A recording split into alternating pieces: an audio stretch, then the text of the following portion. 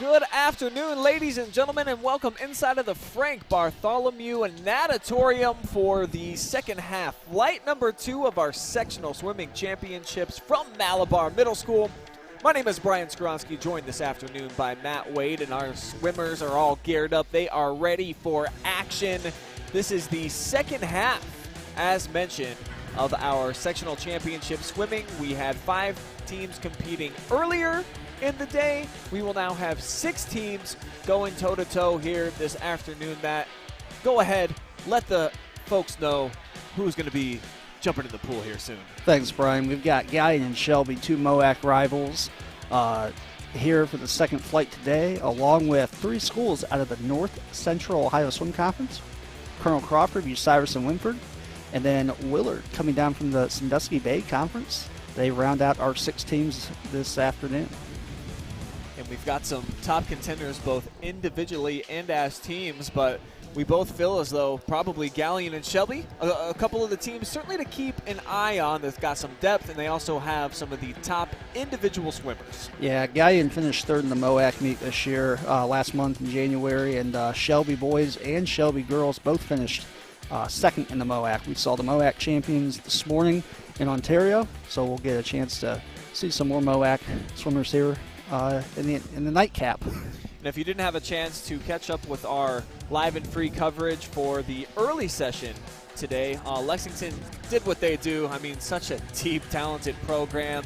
They were certainly, I would say, the team that came away with the most kids that are probably going to go to districts, but Ontario maybe had the top individual performers. Those were the 2 schools that you certainly, you took out your highlighter and you were like, man, a lot of these kids are going to be doing some things next week when they go on to districts. Yeah, and what we're going to get in the second session here as well, you have a lot of kids that are fully tapered for this meet. They're in their racing suits, they're in their caps, they're completely shaved. This is their taper meet. And then we do have some kids today who they may not be in a racing suit yet. Their taper meet is coming next week up at Bowling Green. Here is the schedule of events for today. We are going to kick things off with the girls' 200-yard medley relay, and it will go down column number 1. That is the order we're going to follow. Then we'll head over to column number 2 and then finish up with that 3rd column. So we've got the girls and boys 200-yard medley relay going down here first. And we've got just 1 heat for the ladies. All 6 teams are going to be in the pool at the same time. We've got in lane number 1, Willard. Shelby is in lane 2. Galion, the top seed with the best time, in lane number 3. Colonel Crawford right next to them in the 4th spot. And then Bucyrus in the 5th. Wynford on the outside in lane number 6. And we are just waiting for the go-ahead here to get things underway. And Brian, we talked about it this morning. There are 5 different sectionals that feed into the Northwest District. You got Ayersville, Oak Harbor, Lima, Fremont, and Mansfield. And what the district will do this evening when they get all the results from all the sectionals is they will take the top 24 relays in each relay event and the top 32 individuals in each individual event. And those swimmers will be going on next week to swim at Bowling Green. Getting just a bit of a late start here this afternoon, as we were scheduled to start our live feed at 4 o'clock, and it looks like we're about 4:20 and still waiting for the swimmers to jump into the pool. I think the tournament directors are just trying to buy some time here, Matt. I think so. Trying to get the timing console and the meet manager program to talk together so all the times can come through.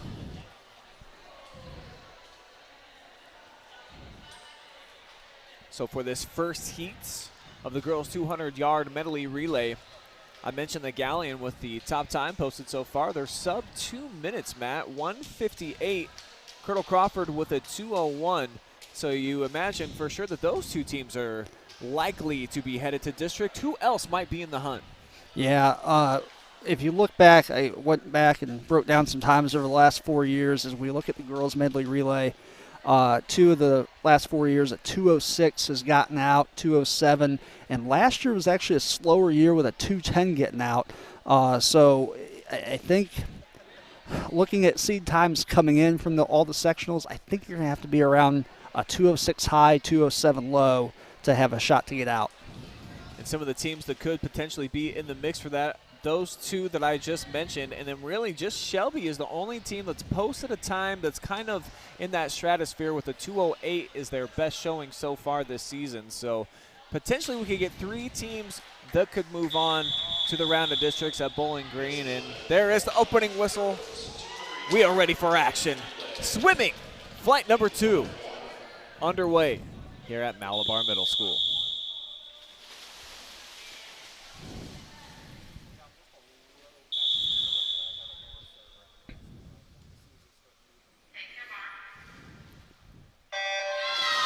Be interesting to see what Bucyrus does here. I saw their seed time 2:11.8. With a couple seconds drop, they could be right in that mix as well as a team that has a shot to move on to next week. But Shelby here in lane 2, they were 3rd at MOAX last month. Galion was 2nd. And then up in lane number 4, Colonel Crawford, who swims in the North Central Ohio Swim Conference, they won this event at their conference meet last month. Got about a dead heat going right in the middle. The Galion Tigers perhaps with a slight advantage, though Shelby right behind them. And then in lane number 3, or 4 I should say, it's Colonel Crawford. Brian, the scoreboard's not up. Well, we'll try to keep you guys updated as much as we can verbally here, as they are obviously having some tech issues here at Mansfield Senior. I know they were having tech issues putting results on Meet Mobile, the mobile app that a lot of parents and swimmers use to see live results. They were having issues with that this morning. The breaststroke really put Galion ahead here, as they've got a couple of body length lead heading into this 3rd of 4 swimmers competing in the medley relay. So what happens in the medley relay, the first swimmer will do the backstroke 50 yards. The second swimmer going in the water will be doing the 50 breaststroke. The butterfly is the 3rd leg, and as you see now, Galion and Shelby, it looks like, and Colonel Crawford on the last leg, the freestyle leg. Meet record in this event was set 4 years ago by Lexington at 153.5. I see Colonel Crawford making a strong push here down the stretch, but it's going to be the Lady Tigers touching in first.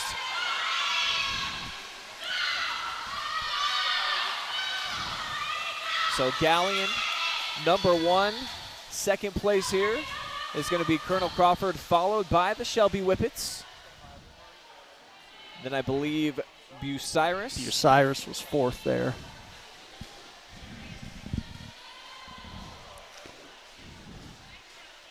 And Willard was 5th down here in lane number 1. We still don't have any times up on the board, so we do apologize. Wynford, though, still finishing up.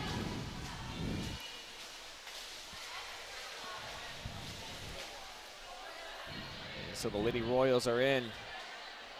We know who finished here in what order, but really all that matters is the times, Matt, of course, because as you mentioned, they'll take the top 24.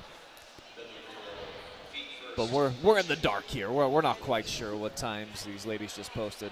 You know, something we talked about in this morning's session, and we've heard coaches talk about this, you're not just swimming the person next to you or the relay next to you. You were swimming against 4 other sectionals today as you try to compete for the top 24 spots in the district for relays, top 32 for individuals. So just because you have somebody beside you beat, you're still racing that person from Fremont, from Lima, from Oak Harbor, from Ayersville. So you'll hear coaches really stress that to their kids throughout the day. And a little bit of an added element to it this year with the split session, where even though you're competing at the same sectional, you actually don't really know what you're going up against. At least the kids competing earlier in the day, I guess it's a bit of an advantage if you want to look at it that way for these kids that are competing in the afternoon session, at least knowing what times have already been posted. Well, I'll tell you what, thinking about this during our break, me as a coach, I would really have liked to go on in the afternoon session, because when you break down the relays and where relays are seated in each event, each swimmer is able to swim 2 individual events in a meet and 2 relays, or they can do 1 individual event and 3 relays. Well, oftentimes you have coaches trying to figure out if you have your top 4 swimmers in the medley relay or the 200 free relay, then you think, well, maybe we have a better shot in the 400 here, so where do we fit our kids in? Well, these coaches coming now into the second session, they know exactly what that morning group did. They know what results have been put up, so maybe, that will play an effect of, if they take a group of kids out of the 200 free and put them in the 400 free. I know for me as a coach, that would have made a big difference. So a bit of strategizing perhaps here for some of the coaches after seeing the times posted by their counterpoints. And there we go. Now we've got the scoreboard up. All right. We see Galion punching in with season best for them, 158 flat. That's a great time right now for them. Colonel Crawford there, under 2 minutes. And, we talked about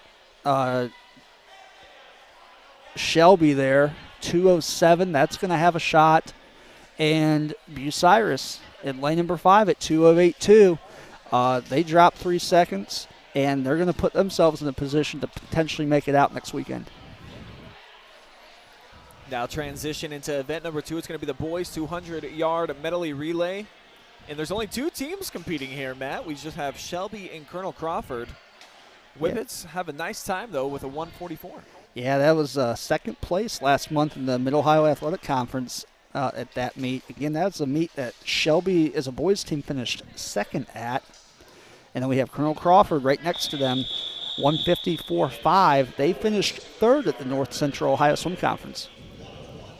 It would be the Whippets in lane 3, Eagles in the 4th.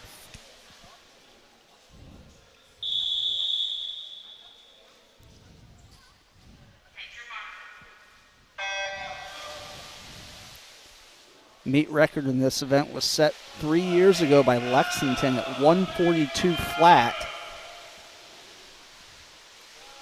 Galion coming in at a 144.8. That's probably the best chance to put that record under attack. Bit of a slow start here for the Shelby backstroker, as Colonel Crawford actually is going to get their second swimmer into the water first. Both of them at 28.19 and 28.32. Those are 2 pretty strong leadoff legs. Shelby starting to make up some ground here on the breaststroke, though it's still the Eagles with a slim margin as they are out in front. Surprising a bit, I'd say. Brandon Rowland, that's the breaststroker from Colonel Crawford. He won the North Central Ohio Conference meet last month, keeping them out in front there. Great entry by the Whippets as they take a lead now. Good-looking butterfly. Looks like Wyatt McKenzie swimming that butterfly leg from Shelby.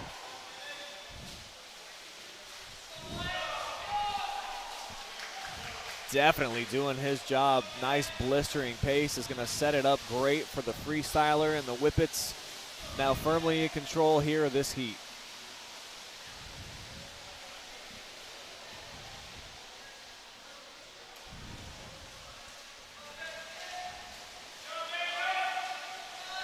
Shelby's not going to be anywhere near their best time of the season, but still should break 150, and they will. 149 exact. Yeah, they're a little bit off at the time they went last month at the MOAC meet, but they should be able to get out with that time on the next weekend. Last year, a 152.34 made it through in the boys medley relay, and Colonel Crawford coming in with a season best finish there at 150.72. They're going to probably be safe to move on to next weekend as well. Yeah, shaved almost a full 4 seconds off of their PR for the year. So shout out to the Eagles for doing their best work when it matters most here at the sectional tournament.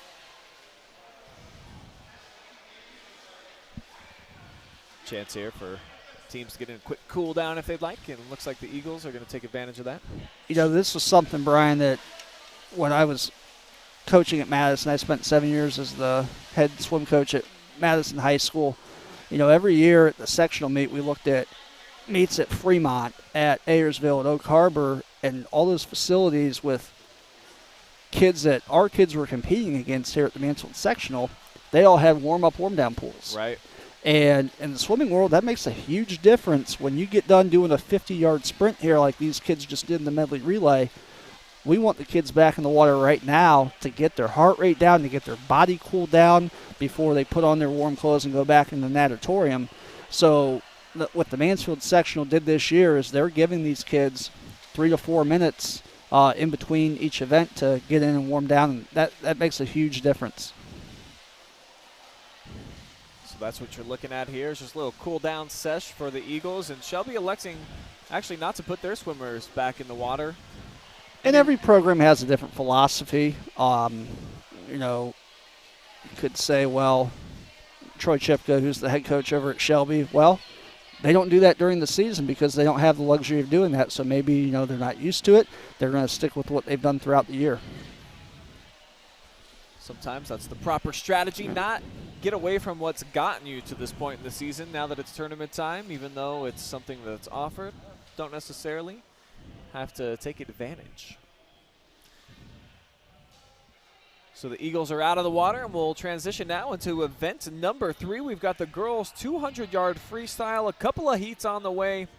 In the first, we'll have 4 competitors. Wynford's got Brooklyn Weisenauer. Lily Clark from Shelby is in the 3 slot. Emily Wallace will be in the number 4 lane, and freshman Lindsay Vogel from Willard checks in the 5th lane.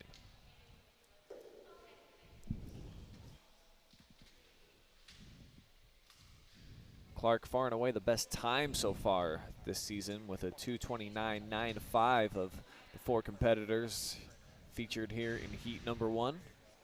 So we'll see if she's able to get below that mark, and all these swimmers here.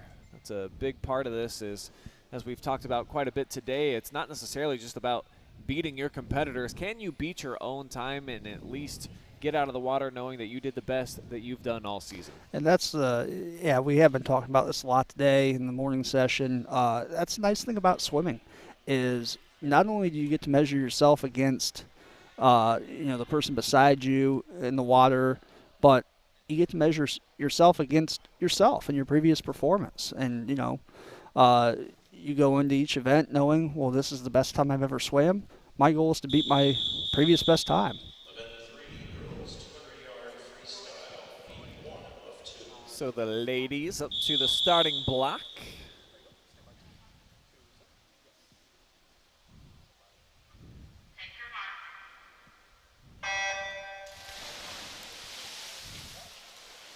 I always said that in football or basketball, it's really hard to sometimes to see how much you improve based on your, skills from, a year or two before or a month or two before. But in swimming, and running the same cross country and track, you can compare yourself to your own time and what you've done. That is the beauty of this sport. Like you said, you can just always go toe-to-toe with yourself. Are you the best version of you today? Well, these girls get an opportunity to find out right now in event number 3. Clark was out really quick there, 31-7.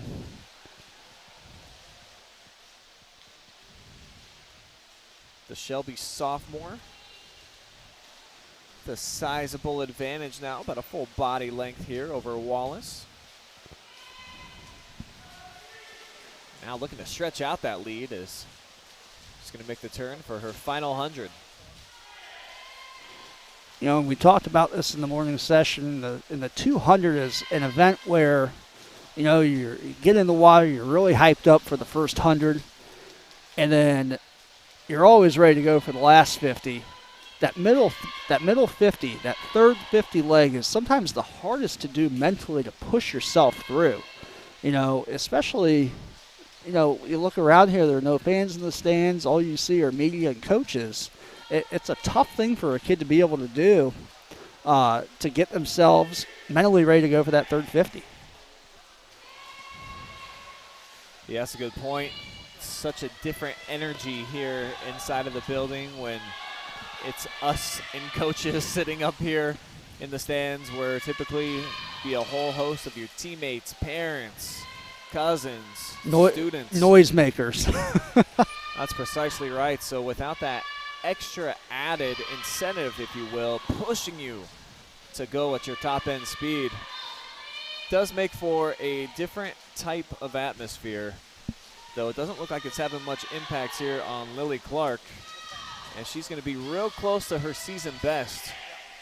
She's closing in, and I think just going to be a shade above, or maybe right on it. I think she's pretty close to 229, my guess would be. We've been having issues today with lane 3, the touchpad there. You see the 242, that's not an accurate time. The table, they'll make an adjustment.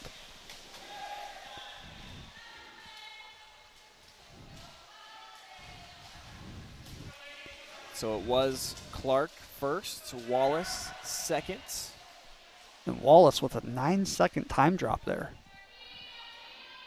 Nice drop for Vogel in lane 5. And Weisenauer was third with a 249. That's a little bit above her season best.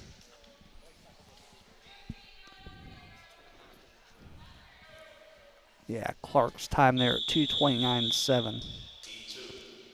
So she does PR on the season by a couple of tenths of a second as we prepare for heat number 2 of 2.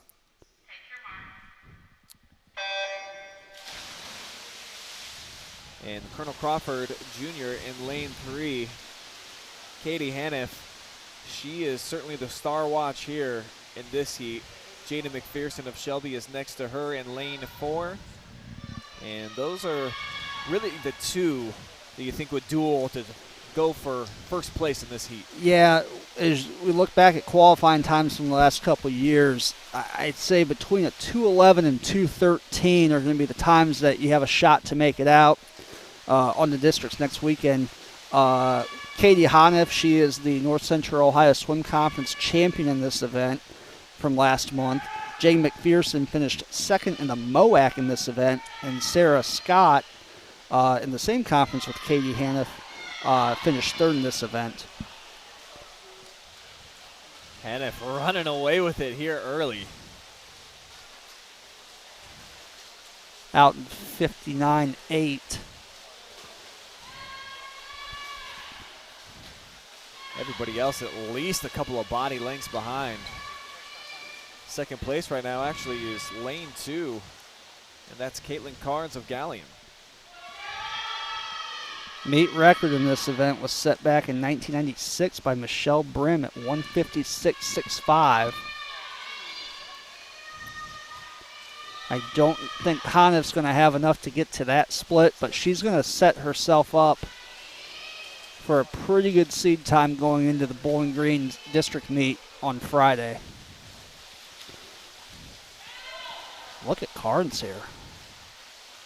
Making a strong push in lane number 2. Third place right now, Jada McPherson. Then on the outsides, Michaela Williamson of Crawford, Allie Stats of Galion. Kind of fighting it out for the last spot.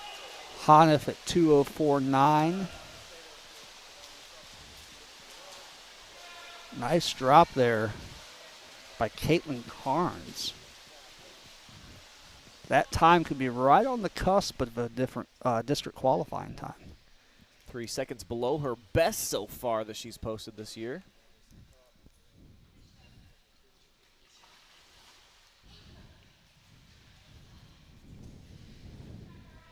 So Haniff, who was the favorite, checks in with basically her season standard with a 2:04. And now it'll be the boys' turn for the 200-yard freestyle. Just going to have one heat here. It's going to feature 3 Colonel Crawford swimmers, 2 from Galion. I'm surprised that, no Shelby Whippets competing, and all underclassmen too. Yeah, a bunch of babies. So the best time posted so far, Nathan Barr from Galion. He's in lane 3. He's going to be side by side with a freshman from Crawford, Kevin Fike, another Eagle, junior Caleb Chrisman, and then on the outsides in lane 5, Chad Taylor. Rodney Reich, the sophomore, is in lane number 1. Meet record in this event was set back 7 years ago in 2014 by Davis Garrison of Ashland at 146.7. I don't think Barr is going to touch that, but Nathan Barr actually swam. He did not swim this event at his conference championship meet last month. He swam the 200 IM and finished 3rd in that event. Kevin Fike from Colonel Crawford, the freshman, finished 2nd at his conference meet, while Caleb Chrisman took 3rd in that event at his conference meet. For the boys here, we were talking about in the morning session with district qualifying times, 1:59 was a wicked fast time to be the last time to qualify in this event a year ago. Traditionally, it's been a 2:01, 2:02, but let's see what these guys can do here. Right now it's the Tiger with the lead, Nathan Barr. Got some competition, though, brewing up in lane number 4 with Fike hot on his tail.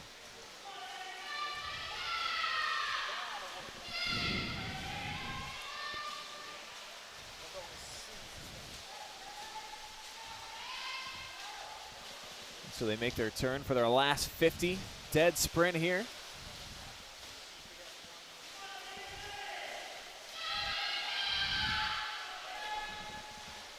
Barr seems to be right about on his time.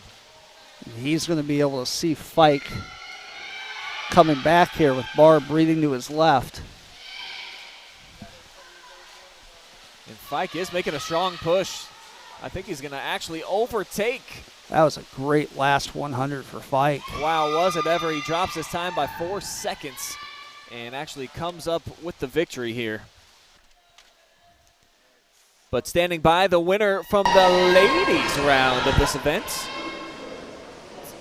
Down with Travis Berardi, we've got Katie Haniff. Let's send it down. I'm joined by Colonel Crawford Jr. Katie Haniff with a 2:04.94. Got the top time out of either sectionals that we had today in the girls 200 freestyle. Just take me through your performance this afternoon. It felt good. I'm glad I was able to get the place that I did. I wasn't great with my time. I hope I'm able to get a better time my next time I swim it. It's looking like you are going to make it back to districts. Just what can you do to build on this performance and maybe get that time down a little bit more? Some competition would be good. And I just guess I have to work harder during practice. Are you in any other competitions today? I'm in the 500 and 2 other relays. All right, well, good luck. Thank you. Back to you guys. All right, thank you, Travis, and congratulations to Katie, who says that she just needs a little bit of competition out there to try to help fuel her along the way. And sometimes I think that can make all the difference when you have somebody that's just a little bit better than you, Matt, that kind of pushes you to be, a little bit faster version of yourself. Yeah, anytime you can compete against somebody who, is right there along with you, whether it's in training every day or, whether it's going to a big meet, that it's certainly going to push you to make a big difference. And, for a lot of these guys, a lot of these kids today, Brian, talking to some of the coaches this week, there are a lot of traditional big meets that we've seen get canceled. The Christmas Invite in Canton, the Viking Invitational up at Cleveland State. Because of COVID restrictions, those big meets didn't happen this year. So for a lot of these kids, this is probably the biggest meet they've been to all year in terms of number of competitors.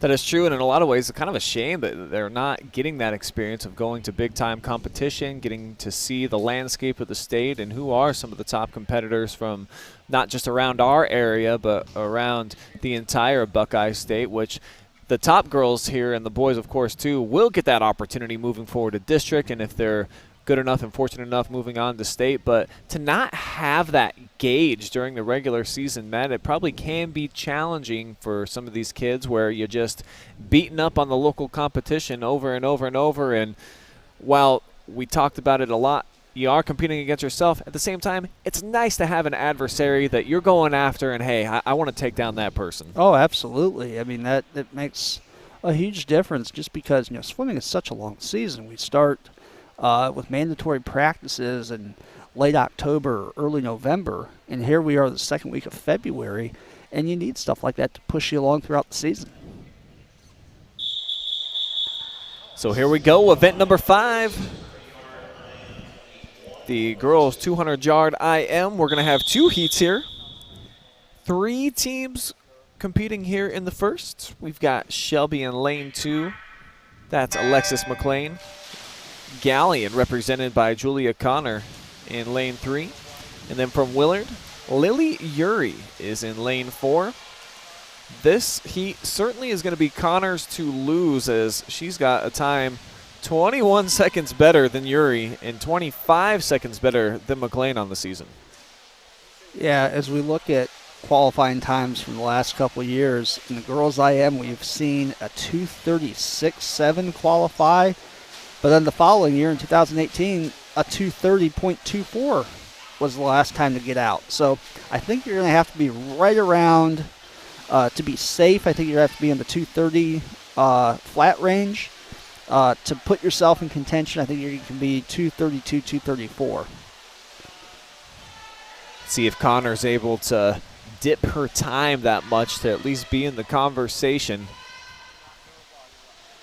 She would need one heck of a swim, easily her best performance of the year, to try to make it into districts. Right now, huge lead right here over her 2 competitors. Now, as we look through the individual medley events, Brian, what is going to happen is you're going to have each of the swimmers swim all 4 disciplines. The first swim coming off the block, they're going to do a 50-yard butterfly. Then they're going to transition into 50 backstroke.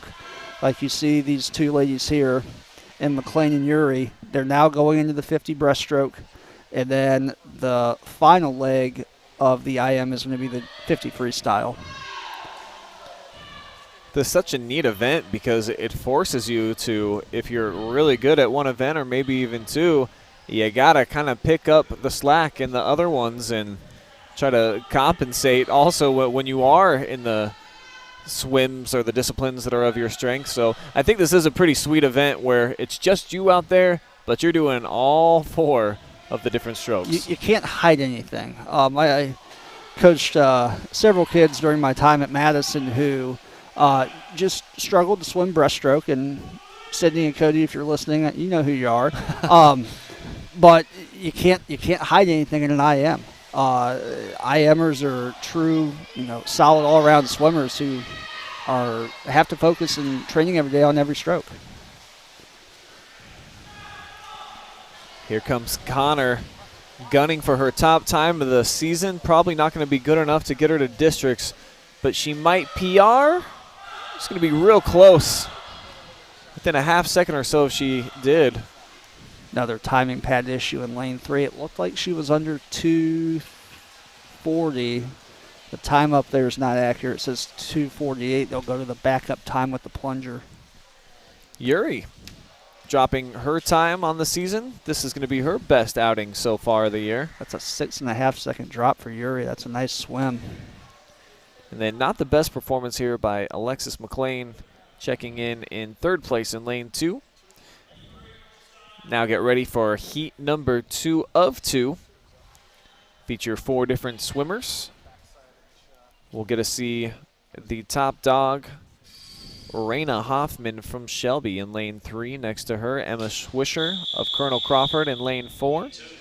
In lane 2, it'll be Allison Menko of the Lady Eagles. There are 2 seniors in this one, both swimming for the Eagles. And then Bucyrus Jr. Katie Kuhn into the pool now in lane 5. And you look at the 2 ladies on the outside, Manco and Kuhn, they're going to have to drop a couple seconds here to be safe in terms of thinking about Friday up at Bowling Green. The meet record in this event is 2:13.3, set by Megan Brunn back in 2007. Raina Hoffman in the water in lane 3. She is the defending MOAC champion in the 200 IM. Emma Swisher and Allison Manco second and third respectively in the North Central Ohio Swim Conference meet last month. Hoffman had a heck of a butterfly stroke. Now makes the turn in the back.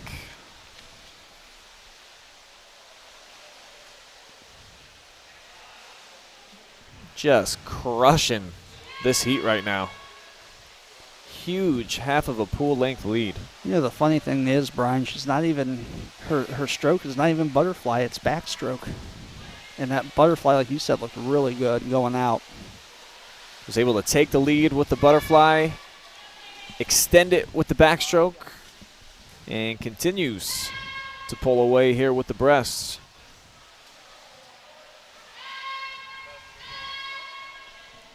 Looks like Manco right now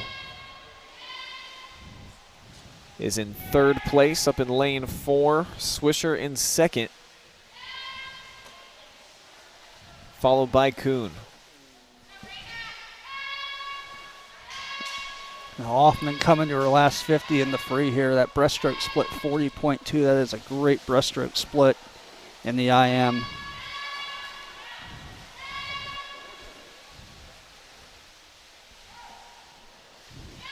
So Hoffman looking to make the turn here for her last 25, right at the 2-minute mark. See how fast she can cook it down here to the other end. Chance to PR on the season.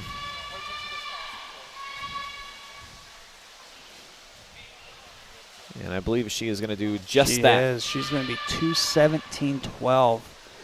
And you know, as we start to think about next week, on Friday up at Bowling Green, I believe a 2:15 won that event a year ago. Nice strong push here for Manco, though, to finish second. Yeah. 2:31 for Allison Manco. That's a 5-second drop for her.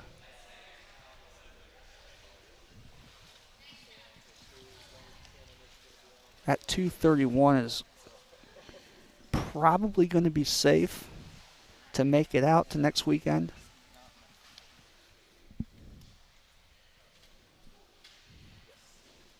Then maybe borderline for Swisher. Yeah, that's going to be close at 2:33 flat. Well, it's time for the fellas. Here's heat number 1 in the 200 IM.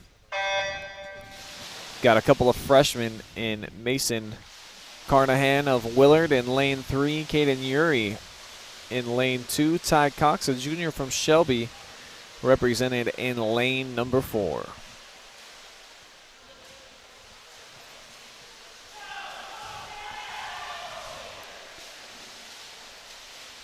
The 200 IM for the boys, the last 4 years has been 222, 222, 220, and 225. Last year was the last time to get through, but a little bit slower last year than in years past. But you know, as a coach, Brian, every night after sectionals, I would go home and try to get every sectional result from all 5 sectionals, Fremont, Ayersville, Lima, and Oak Harbor, and try to figure out where my kids were at. And I'm sure a lot of these coaches do the same, but nothing is official until tomorrow afternoon, when the district qualifiers will post on swimmeet.com. Typically that's by 12 o'clock. So if you got a kid who's right on the cusp of a district qualifying time, it's always a sigh of relief when you can actually see it online. Not over till the fat lady sings type deal. So it is nice to hear those notes in some way when you're reading those times and seeing that you are indeed moving your way on to BG. Right now it's Carnahan pulling away from the field here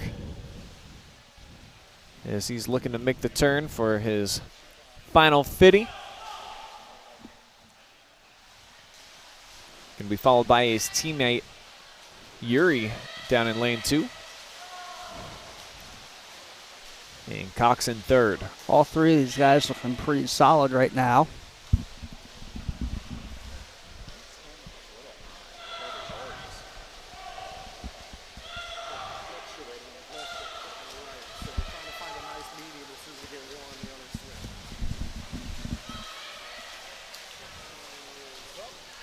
And he's going to touch the pad at 2:27.85. It's almost a full 6-second drop for Carnahan in lane 3. That's a nice swim. 2:38 was the second place time in that heat, delivered by Yuri, and 2:46 for Cox. So that's heat number 1. Heat number 2, it's going to be a whole lot of fly, Eagles fly. 3 Colonel Crawford swimmers will be competing. Brandon Rowland, the sophomore, is the top dog here in the heat, but Nate Eachus, another sophomore, right behind him on the year. Their time separated by only about a half second. That was a nice swim for Yuri up there in lane 2. That's going to be close to making it out. But yeah, as we look through the second heat here, we have Brandon Rowland, who was second at the North Central Ohio Swim Conference in this event. Nate Eachus, who was third, both from Colonel Crawford, both under the 2:20 mark.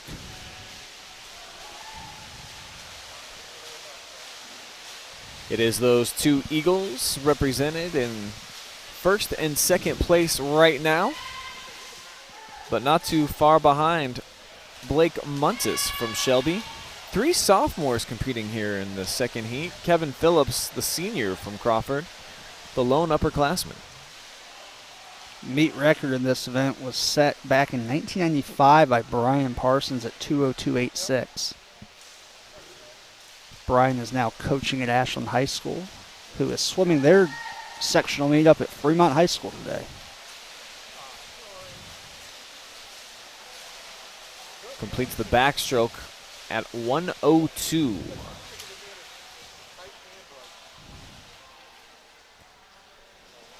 So right now it's Nate Eachus who's out in front in lane 4.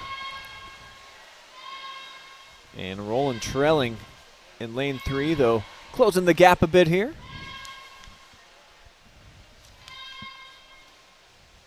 Rowland's best stroke is easily the breaststroke, as we see him making up ground here.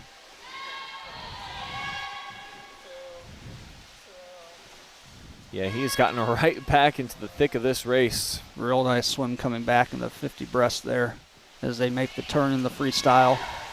So it's going to be a 50-yard sprint, Eagle versus Eagle. Who wants it more? Both teammates there. That's got to be a fun thing to have every day during training at practice.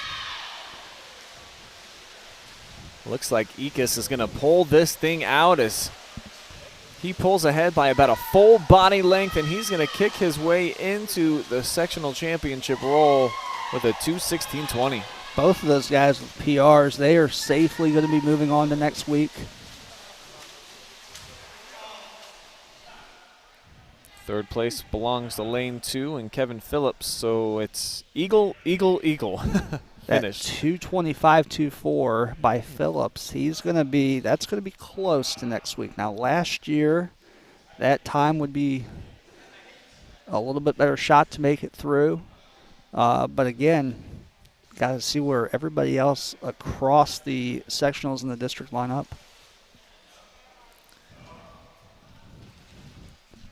Muntis takes fourth there in lane 5, 2:26. He sets a PR, though, for the season.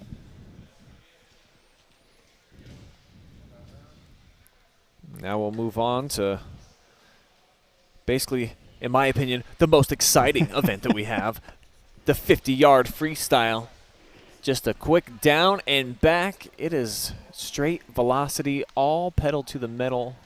No brakes involved here, Matt. This is the definition of a true sprint. It is start, turn, and finish. And, it could be by far one of the most exciting events in today.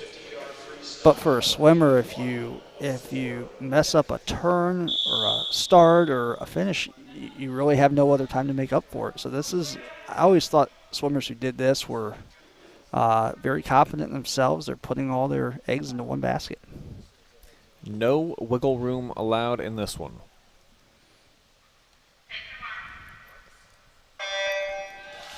Heat number 1 of 4 right here. It features a freshman in Savannah Lewis of Bucyrus. She's in between a pair of Wynford Royals, Elise Affiliator and Clarice Prenger. A couple sophomores sandwiched around her. Lewis has posted a 35.09 and cruising right here ahead of the two Lady Royals. Freshman looking really solid here. It's going to be real close to a PR.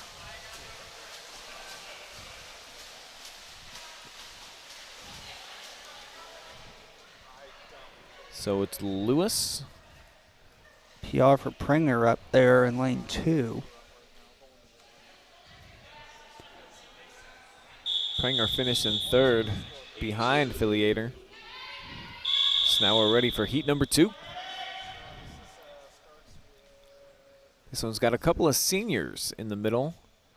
Maria Brewer in lane 3 from Willard, Brianna Montgomery. Lane 4, Ellen Fox. Maya Colleen from Wynford, the freshman, is in lane 5 next to her teammate Hattie Crabtree in lane 6. And up top from Bucyrus, Addison Young. The last time to make it out, the last 4 years in this event for districts has been a 26-6, 26-7, and 26-8. And that's been pretty consistent in this event. Good photo finish right there. Brewer touches first, followed by Montgomery. You know, that is a big mental barrier a lot of times to break 30 seconds in a 50 for the first time. And she does that for the first time this year at 29.95. Brewer in lane 3. So congrats to Maria as we now move on to heat number 3 of 4. Montgomery with a nice drop up there in lane 2. Top dog here is going to be Adriana Zager in lane 3 from Galion. She's a junior. Next to her, Reagan Ritzhop from Colonel Crawford. Willard represented in lane 2, Danielle Bomar. Brooklyn O'Brien in lane 5 from Galion. Ava Long from Shelby is in lane 6. And up top from Galion, Alicia Brown, just a freshman.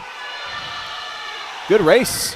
Very even about across the board here for 4 sprinters. That was a nice turn for Zager there in lane 3. And if she can drop a second, she's going to put herself in contention for next week. 27.52. That is her best time this season.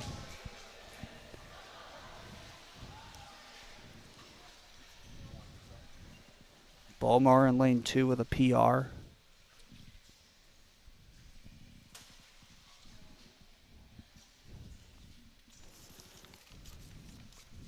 Now here is the final heat. These are the speedboats right here. Cassie Stein of Shelby, well-known senior. She's got the best time in the pool. Right next to her, her teammate Riley Lewis from Galion in lane 4. Tori Grubbs, Cassidy Vaught from Colonel Crawford's in lane 5. Ellie Mayer of Shelby is sophomore in lane 6. And up top, Riley Ritzhop from Crawford. Stein and Grubbs went 1 and 2 at the MOAC meet last month. And it looks like they're going to be 1-2 here again. You're absolutely right. Bang, bang. It's going to be a 24.83, the winning time by Cassie Stein. Not her best, but still pretty good. Putting herself in a good spot heading into next week. The meet record in that event was held by Melissa Stone, 23.89 back in 1993 when she swam for Madison. Now the former coach at Lexington High School. It's now the boys' turn. Just 3 heats for the fellas. Meet record here is 21.27 by John Hagg back in 2000. I don't think we're going to have anybody touch that today. This first heat, 3 swimmers from Willard. Aaron Stevens, Will Gates, Isaiah Cuevas. Wynford's in lane 1, that's Daniel Curick. And a Galion freshman, Wyatt Eastep, in lane number 5.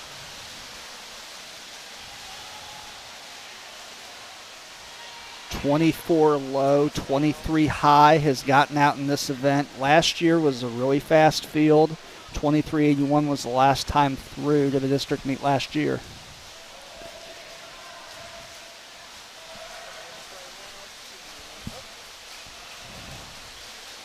Gates looking for a personal best.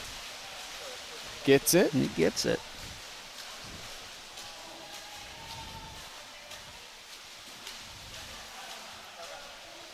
Cuevas there with a PR as well by 3 seconds up in lane 2. And E-step in lane 5, a 3-second drop from Galion. See a pair of Shelby Whippets in lanes 3 and 4 here. David Mongold, Hayden Faith. Grant Heinley, freshman from Colonel Crawford's in lane 2. Javier Villan Lopez from Willard in lane 1. Nate Raybun from Wynford. He's swimming in lane 5. And Walker Frankhouse, the junior from Galion, cruising right now in the 6th. That was a really nice turn by Mongold up there in lane 4. Had a really nice underwater. It's going to be a photo finish, and it's going to be lane 4 checking in first. That's Mongold.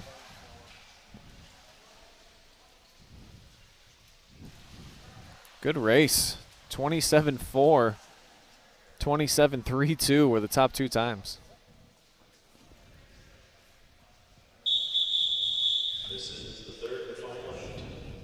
So here are the Porsches of the bunch right here. Jacob Aubrey, easily the fastest so far, the junior from Crawford. 23.86 is his top so far. He was 3rd at his conference meet last month, the North Central Ohio Swim Conference. Paxton Gibson of Shelby's in lane 4. Sam Albert lane 2. Grayson Williker of Galion in lane 1. Kean Shipman from Colonel Crawford's in 5. And next to him, his teammate Lane Kaczynski. Gibson in lane 4. He was 3rd at the MOAC meet in this event. Aubrey pulling away from the pack here at the end. He's going to touch base at an even 24 ticks.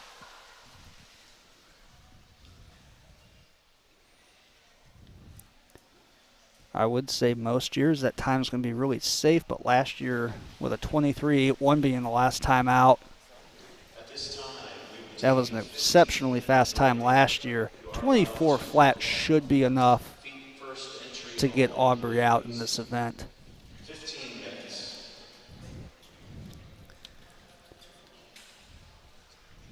We're going to have a 15-minute timeout here. So we'll take a quick commercial break. When we come back, Travis Berardi tells me that he's going to have some interviews lined up for you folks. So keep it locked and loaded here live and free. High school sectional swimming will return from Malabar in just a couple of minutes.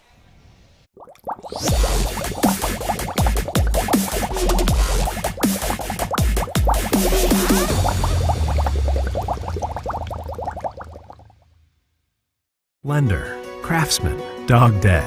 We're more than our job titles, and you're more than an account number. The personal attention we provide comes from a promise to serve you with respect and compassion. By being responsive to your questions and taking time to understand your needs and goals, we give you more than just a place to bank. That's the more you can expect from Park National Bank. Find John or a banker near you at parknationalbank.com. Park National Bank, where you mean more.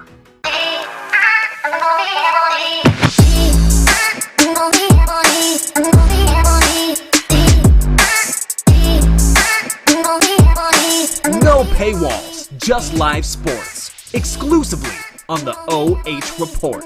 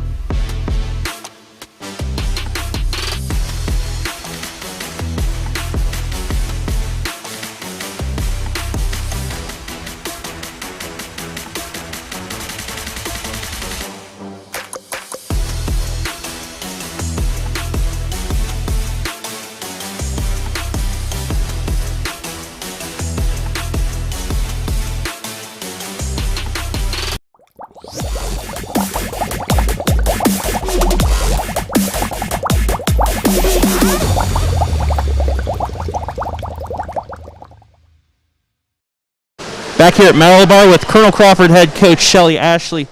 Coach, what have you liked so far from your swim team here in the first few events? I'm seeing a lot of good races. When there's close races, they're fighting for the win, which is awesome. I'm seeing some kids getting some best times today. I've asked the other coaches in the first section of this sectionals today, just how different is it having it split sessions? I know you're trying to go up against competition from Ontario and Lexington, but they swam earlier. So I guess how weird is it having to, kind of race the clock yourself to try and get into that qualifying position? So it's definitely harder. This is something, we prepare for all year, and we look forward to racing against your Lexingtons, your Ontarios, Shelby, Galion, all of us all together. And not having us all in one heat is really tough. It's just not as much competition, and it's a little bit harder to push yourself sometimes. And just overall this year, I know COVID's really thrown things out of whack. Just how has your team been able to, bounce back, get ready for sectionals, go through your regular meet season with all this COVID stuff going around? I mean, it's been tough sometimes. For the most part, we've steered clear of a lot of it, but a week before our champs meet, I lost 4 boys. We've had pretty much every girl on our team has been quarantined at one point or the other during the season, so it's tough. And I have one of our girls who is actually quarantined twice, so she lost a month worth of training, which has really been hard for her this year. All right, Coach, well, thank you very much, and good luck the rest of the way today. Thank you. We're going to take another break from Malabar. We'll be back live and free on the OH Report.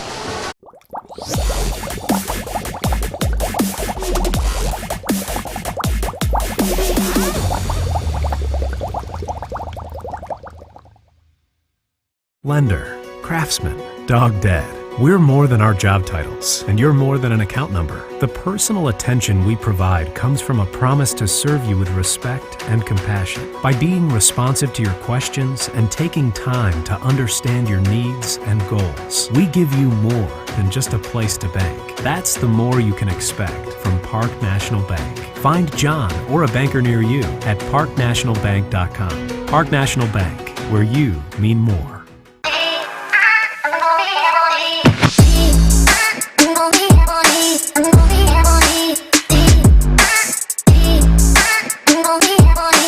No paywalls, just live sports. Exclusively on the OH Report.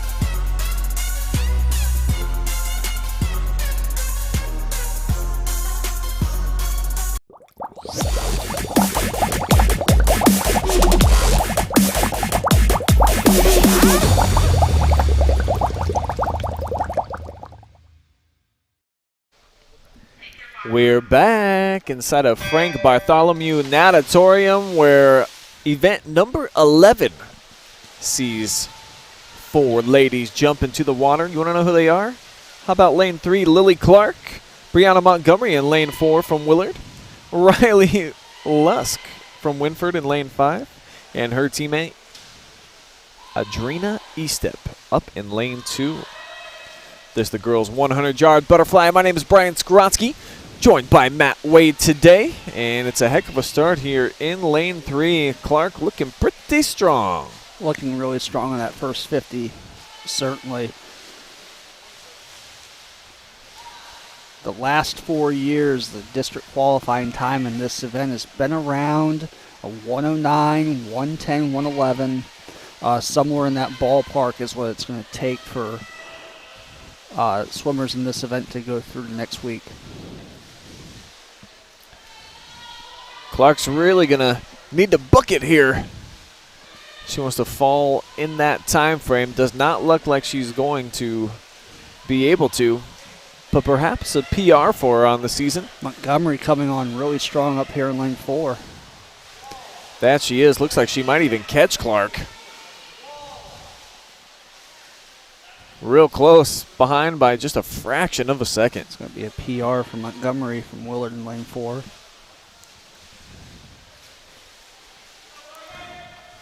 In third is going to be Estep in lane 2 from Wynford.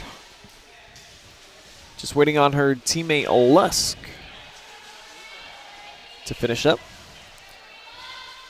Looks like this is her first time competing in this event this season. Yeah, you know, we had a couple no-time entries this morning in the morning session. And, you know, with a limited number of meets this year, you don't know how many times kids have really not had an opportunity to swim meets in certain events. So this may be her first time this year swimming it. Heat number 2 of 2. Casey Speck is the favorite in lane number 3. She's a senior from Galion. Next to her, her teammate Caitlin Carnes, the sophomore. In lane 1, Morgan Young, senior from Bucyrus. Then in lane 4, Colonel Crawford's got Maddie Keller. They also own lane 5 and Kayla Payne. And then up top, Zoe McNary from Shelby, a freshman. Meet record in this event, 1:00:12, set back in 2010 by Mansfield's Karen Wade.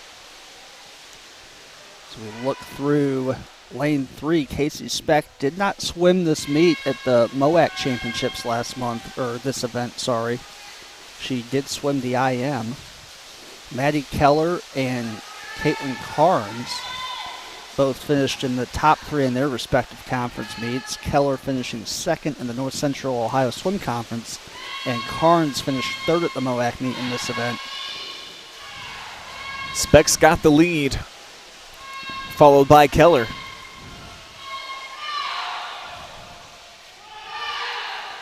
As they're coming down the stretch here. Nice push by Maddie.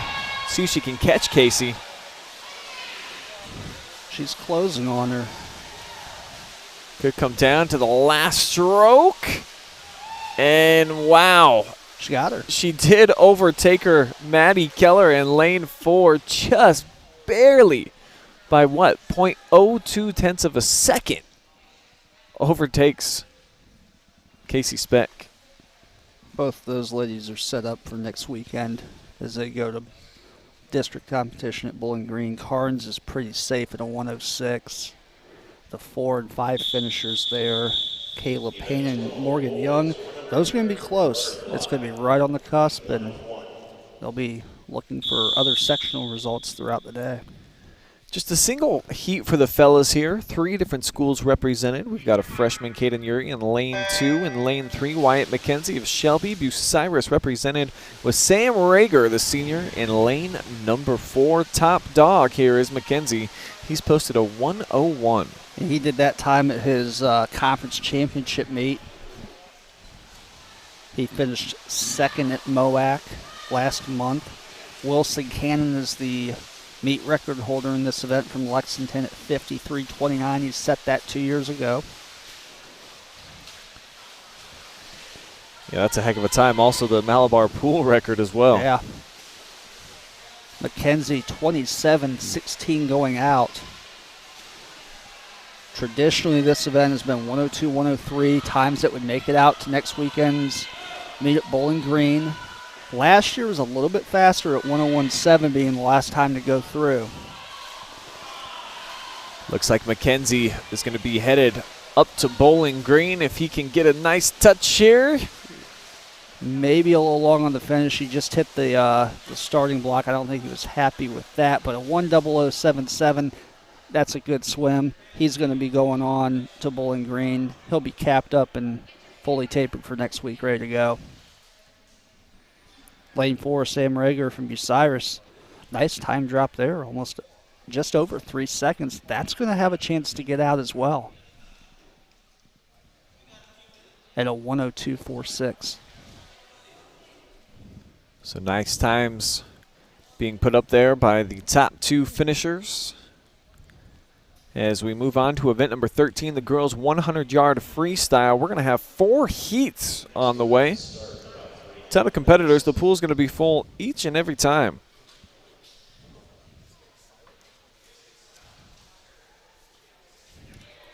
And they just made another announcement, Brian, that we are on another 3-minute break. I know we talked about this earlier in the broadcast, but something new that Mansfield Sectional is doing this year is they are opening the pool up for warm-up and warm-down in between multiple events.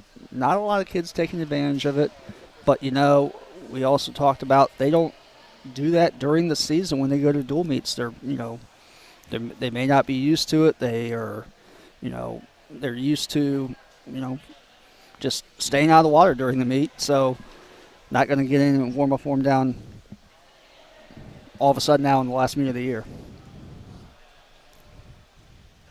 Yeah, just going to stick to what they know and what they've been doing all season long, though. Talking to you during a break, you would typically recommend, though, trying to get into the pool, get a little warm up, get the juices flowing, and get acclimated to the temperature of the pool as well. You know, it's something that is a personal preference for a lot of kids. A lot of kids don't like to get in and warm up, warm down. I, as a coach, I always forced my kids to do it, even though a lot of them hated it.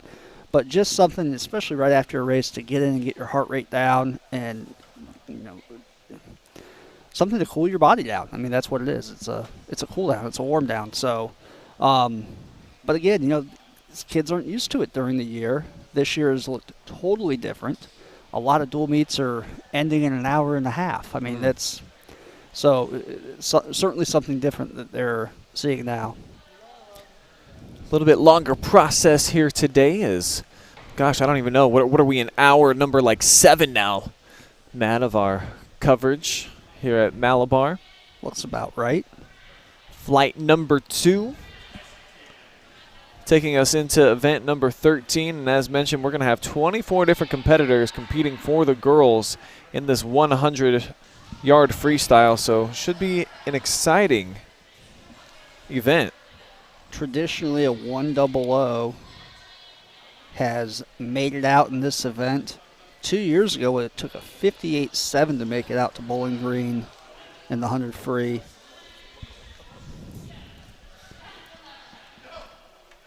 And it looks like Travis Berardi has got a swimmer, and he is going to take it away. 2 seconds. Back down here poolside with Wyatt McKenzie from Shelby High School. Finished first in his heat, 3rd overall in the boys 100-yard butterfly after the Ontario and Lexington earlier sectional. But just take me through your swim today. It was pretty good. I got really tired at the end, but just got to keep going. Just over a minute when you finished. How do you think that's going to seed out in districts? I think it'll be pretty good. I just got to work a little bit harder during taper. Anything you need to correct, like during your swim, that could drop that time down a little bit? Yeah, my underwaters. I could stay underwater longer. All right, well, good luck in districts, and we'll hope to see you there. Back up to you guys. All right, thank you, Travis, and congratulations to Wyatt for having a strong swim here this afternoon, though he wasn't completely pleased and talked about his underwaters and how valuable that is. And really, you probably could look at that and say that that's one place where you know that you can drop your time at if you can improve that and keep taking that level of your game to the next level, if you will. Your top end swimmers typically have really strong underwaters. They have really strong core muscles. Their dolphin kick is big. They're fast, and they are essentially saving their strokes for when they come up out of the pool.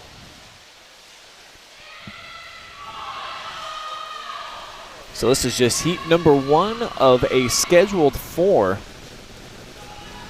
And it looks like it's going to be Allison Gebhardt of Wynford who's going to finish first here. Though a nice late push in lane number 2 by Savannah Lewis made it a real tight race. Separated by less than half a second.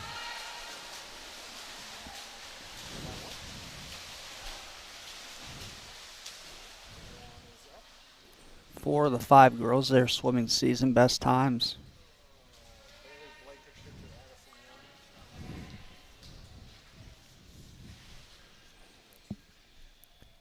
Move on to heat number 2 now, featuring Maria Brewer of Colonel Crawford. She's the senior representing lane number 3.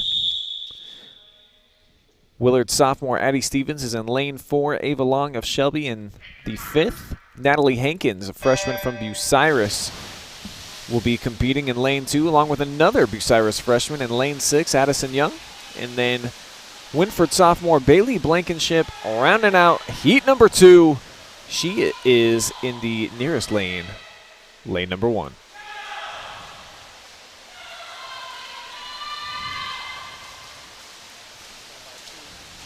Tightly contested here for the first 50. Hankins able to touch first. Going toe-to-toe right now with Brewer. Stride for stride.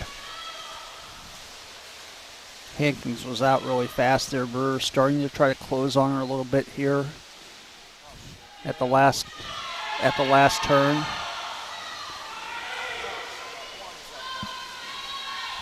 And Brewer breathing to her right here. Can see Hankins coming down the stretch here. Lane 5 at the top, giving a push. Ava Long.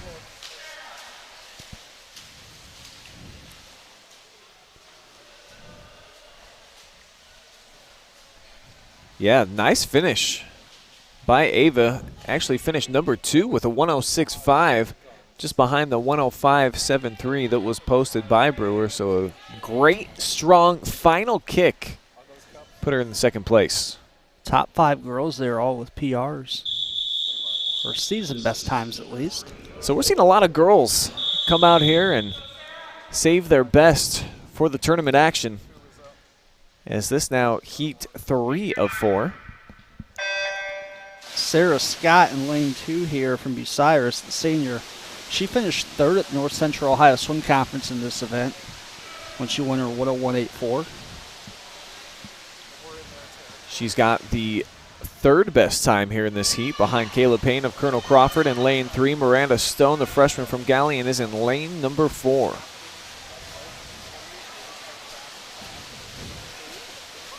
And right now it is Stone. It's going to make the kick and turn.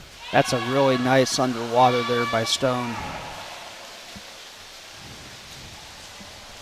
And she's got the lead by about a half body length. Let's see if she can maintain. That's a nice underwater and a good breakout kick for her there. Yeah, how about this freshman putting on a show here in her heat? Is starting to run away from the pack now is Miranda Stone. So the 9th grader is going to be just over 1 minute. Oh, 1:00.04. Second place belongs to Payne. That is a season best time for Stone. That's going to be a close time to move on to next weekend. And Michaela Williamson from Colonel Crawford, the senior, 3rd place in that heat. Meet record in this event, 52:23, set by Lexington's Hannah Stevens 7 years ago.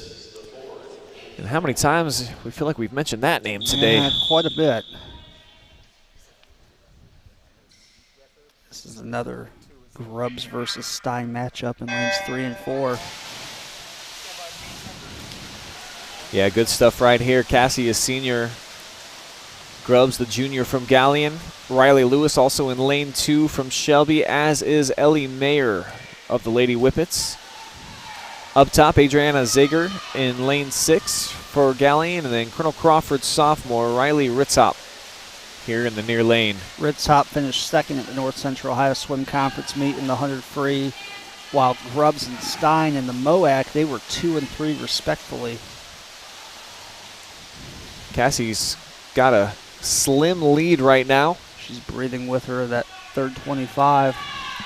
And now Grubbs can see her coming back. She had a nice turn, starting to push it here. Stein going to be 54-3. Both those times from Stein and Grubbs are going to be safe to move on. 5 times under a minute there. Really competitive heat. Yeah. Lane 6, Adriana Zager. That's going to be a close time. 100 has gone through the districts before. That's going to be close.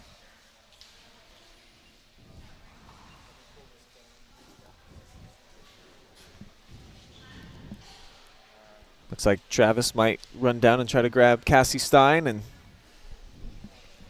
grab a quick word with her after her victorious swim. And as he does that, we will move on to event 14, the boys 100-yard freestyle. We'll have 3 heats. Kicking things off with a couple of Willard swimmers in lanes 3 and 4, Aaron Stevens, Isaiah Cuevas, and Wyatt Eastep, freshman from Galions, in lane number 2.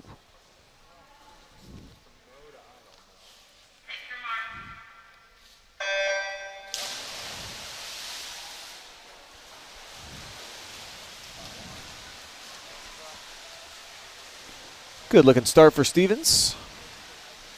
Takes an early advantage.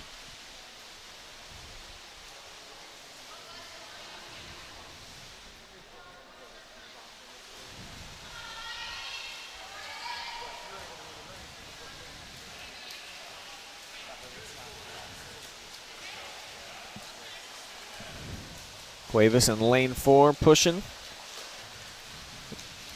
Eastep though not that far behind.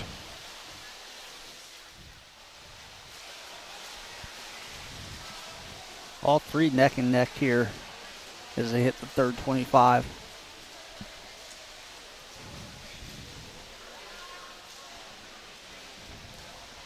Should be a fun finish for this last sprint back. As Eastep now dropping off just a little bit. Stevens going head to head with Cuevas. Cuevas starting to throw his legs into it here. It looks like he's taking the lead there in lane 4 over his teammate. And we'll see who finishes first. It will be Cuevas in lane 4.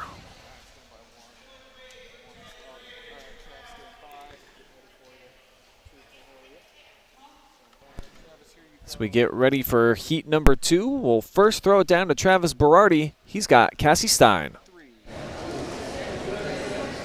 Back here poolside with Cassie Stein, who not only just won the 100 free with the top overall time in both sectionals, but she also took the top time in the 50 free. Just talk about your 2 performances thus far. I was definitely nervous because not too long ago I injured my back and I was out for a while. So I really wanted to start getting back to where I was. So I was pretty nervous, but I'm excited how things turned out. Yeah, I mean, you got momentum going into districts. Just, is there anything you want to work on going into districts to maybe drop those times? Probably my starts and turns. Yeah. And overall, as a team for Shelby, you're going up against tough teams like Lexington, Ontario, Colonel Crawford. What do you guys need to do to get a large amount of swimmers into the district level, maybe even state? Well, this year I think we're going to have more going to districts than we originally planned. But everyone's been working hard. And we've all been putting in our time for sure. All right, well, thank you very much. Congratulations, and we'll talk to you later. Back up to the boys for the boys' side. That's right, Travis. This is heat number 2 of 3 here for the boys 100-yard freestyle. As you just heard from Cassie Stein, couple of sectional championships so far here today, and if you do have the best time, do you consider yourself a sectional champion? Is that how that works here? I don't know how that works, to be honest, anymore, especially with having the 2 different flights. That's true. That's new this year. So here, it looks like the winning time is going to go to lane 3. That is Lane Kaczynski of Colonel Crawford. A whole bunch of Eagles in the mix here. But lane 5 with perhaps the best swim, at least according to his seed time. Javier Valon Lopez checking in at second. A 3.5 second drop for him. That's a nice swim up there in lane 5. And here we go, the third and final heat here of the 100-yard freestyle for the gentlemen. Paxton Gibson is the dude to keep an eye on, and just a 9th grader. How about this Shelby Whippet in lane 3, Keegan Shipman's in lane 4, competing from Crawford. Another freshman, Mason Carahan from Willard's in lane 5. Lane 2 has Sam Albert, Wynford with Levi Hartschuh in lane number 1, and then Grayson Williker, senior from Galion. Yeah, Paxton was second in this event at the MOAC Championship meet. Shipman from Colonel Crawford finished third in this event at the North Central Ohio Swim Conference meet. Now, typically a 54 low, 53 high has been the time needed to go to next week's district meet at Bowling Green, but last year was a fast year for this event. 52.8 was the last time through. So potentially nobody here in this heat could be advancing on to districts, as we're past the 53-second mark, and now 53.93 is actually going to be the best time, and that goes to Paxton Gibson. That was a real nice finish. He put his head down that last 5 yards and put his hand right on the wall. I think he let out a bit of frustration, though, actually, when he jumped out of the pool. Sam Albert, second place with a 55.58. And in lane number 4, Shipman touched in at third with a 55.68. So that's going to do it for the boys' 100-yard freestyle as we move on to event number 15, the girls' 500-yard freestyle. So this is the part of the competition where go grab you a cold drink, finish doing a load of laundry, whatever you need to accomplish around the house. This one takes a little while, folks. This is one of those events where if you don't have a kid swimming it, you're like, oh my gosh, why don't they just outlaw the 500? Because it's such a long event. But if you have a kid swimming it, it's one of your favorite events to watch. Pretty good watch because your kid's on full display for at least 6 minutes. And here in heat number 1 of 2, we'll have 11 total ladies competing here at sectionals. Allie Stats of Galion, the sophomore, has the best time in heat number 1. She's going to be swimming in lane 3 next to Lucy Myers of Colonel Crawford. Alexis McLean of Shelby's in lane 2, and Brooklyn Weissnauer, the sophomore from Wynford, competing in lane 5.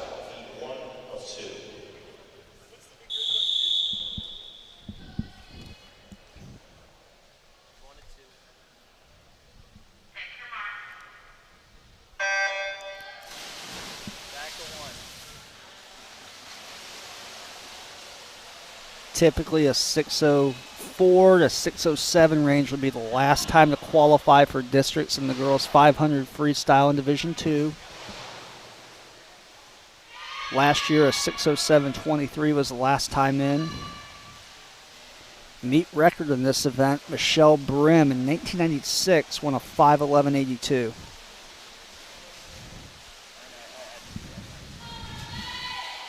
In this event here, well, a lot of it probably comes down to just your mental fortitude and your endurance physically. I gotta imagine, though, sorry, as Travis Berardi sits down and gives me a strange look, that sometimes I just lose my train of thought, and now I don't know where I'm going with this anymore.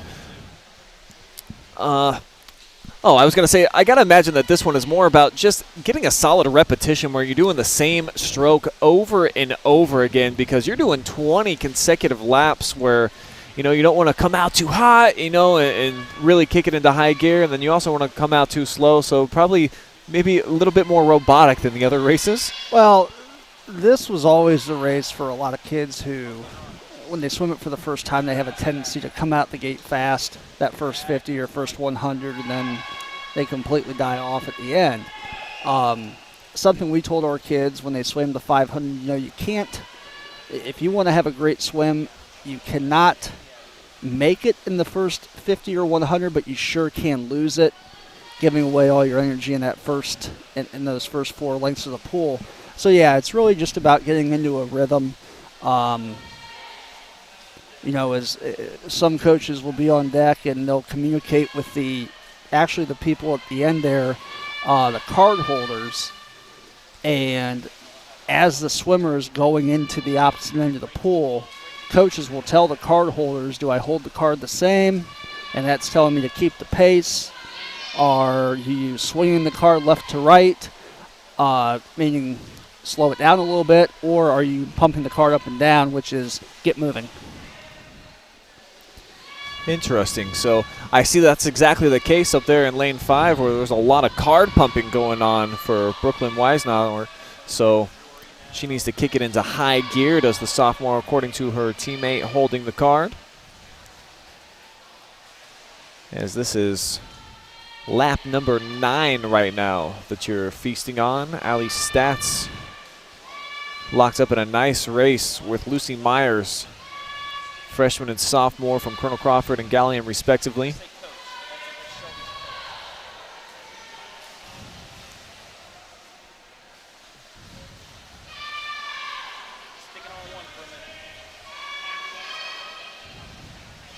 And those two way ahead of the pack now, as McLean has kind of dropped off.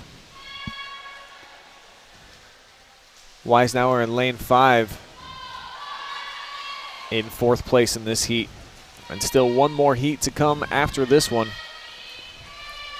Well, we'll get another opportunity to see Katie Haniff compete, the stud junior for the Lady Eagles. She far and away has the best time that's been posted this season by anybody in today's competition, of 5:40. Yeah, that 5:40 won the North Central Ohio Swim Conference last month.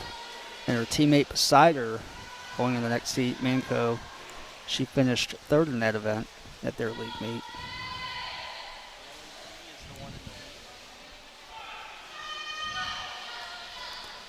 Manco, a senior for the Eagles. Myers in lane 4 here, the future of Crawford's winning, just a freshman. All underclassmen in this field in this first heat here. It's a nice underwater there by Stats down there in lane 3. Getting nice and deep off of the wall.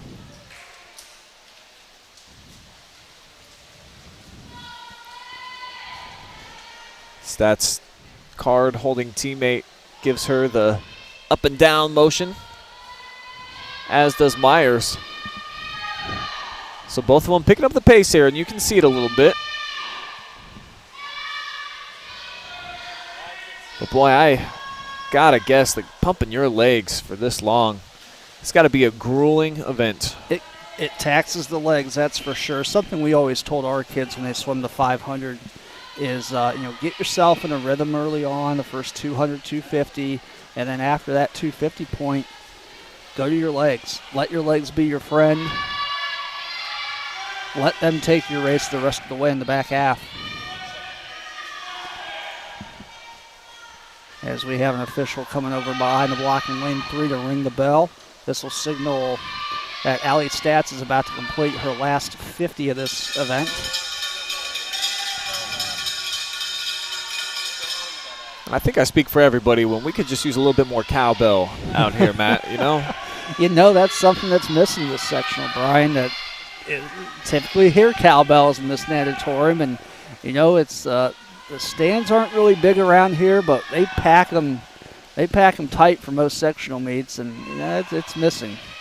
So I think cowbells would be a welcomed addition. No question about it. Always a welcome sight for my Stats is going to have a heck of a PR here.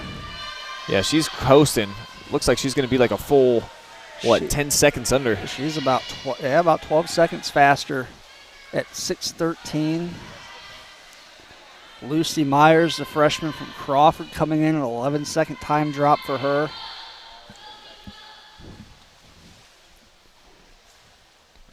And still a ways to go for the other two competitors. So Weisenauer and McLean. You know, one thing that I don't think we even talked about in the first flight of the broadcast is, you know, the realization that a lot of these kids maybe didn't get to swim in the summer, in their summer league. A lot of summer leagues canceled. Yeah, good point. Because of COVID. Typically, you'll see long course meets through USA Swimming held back in the spring. You'll see USA short course meets in the fall as the season approaches. So it's hard telling how much time kids have really missed in the pool compared to what they're used to.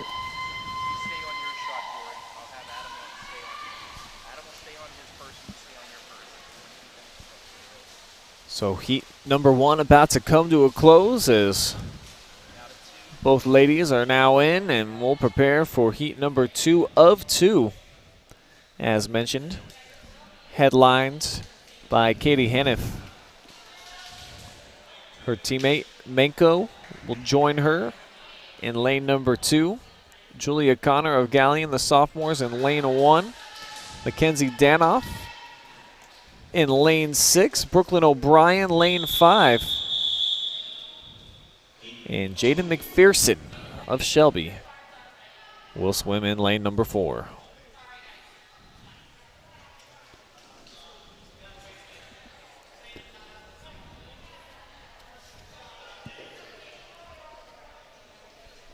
Haniff, the defending champion in the North Central Ohio Swim Conference I mentioned earlier from last month. Allison Manco, her teammate, finished 3rd.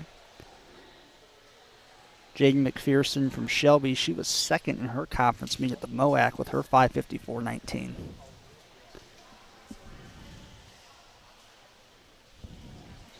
Again, to be able to qualify for district competition, going to have to be about 6:04 to 6:07, somewhere in that range, to give yourself a shot to move on to next Friday. Seen 3 girls already accomplish such a feat so far this season: McPherson, Haniff, and Menko. O'Brien's right there on the borderline, as is Julia Connor. Be a pretty big drop in time for Danoff. 500, I tell you, that's not unheard of to be able to do that. Sometimes it's just your day, Matt. You're just feeling it. You know, one of my favorite 500 stories as a coach, we had a kid up here in lane 1. I think it was maybe my 4th year coaching, and Chase was a sophomore that year, and he wanted to swim the 500 at sectionals. And so, all right, Chase, you go ahead and do that. Here's our plan for going out the first 250, and then, what we're going to do the last 250. And he completely ignored everything I told him in the first 250. And then at some point I just said, all right, well, forget it. Let's just get him going. And I think he threw down a 35-second time drop from an outside lane. So it's certainly doable.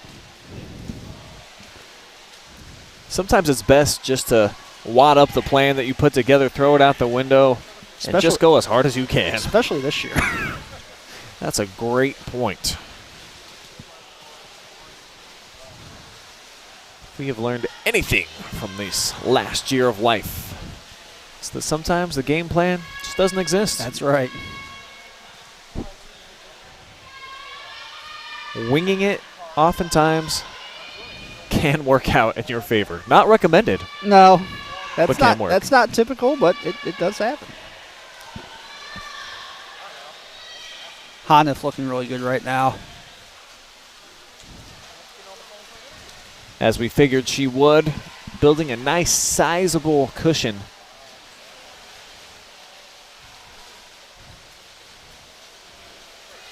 She's heading down for lap number 7. And I think she talked about it earlier after her 200 free. She's not in her racing suit. This is not her taper meet. The only goal she has for this meet is to qualify, get a decent time, maybe swim a couple seconds over her seed time. That'd be a great spot for her going into next week when she's fully tapered and in a racing suit.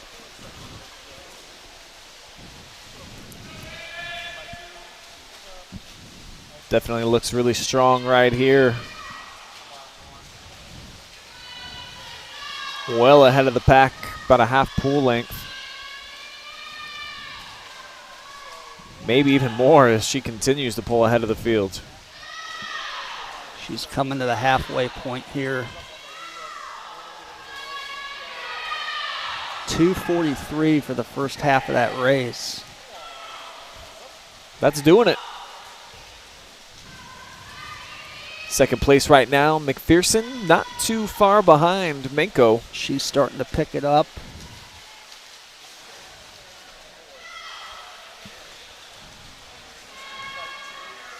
Then we got a decent battle going on up at the top of your screen between O'Brien and Denif. They've been pretty much neck and neck for quite a while. All 6 of these ladies looking good so far. The ones on the outside lanes are set up nicely through the first half of their race to swim a PR if they can keep it going the back 250 here.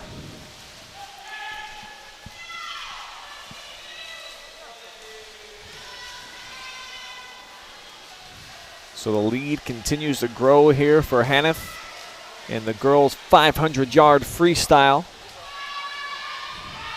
And she's moving on to lap 15.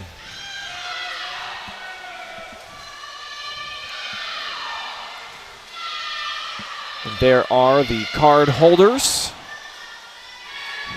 who hold their own purpose. And you talked about the different strategies and what they'll do. Well, they'll go maybe side to side if you're going too fast, or up and down if you need to kick it into a little bit higher gear. Do they usually get those instructions from a coach, or is that just kind of on a feel from their teammate? They're getting those instructions from a coach. You're looking as a coach, you want your kid to hold.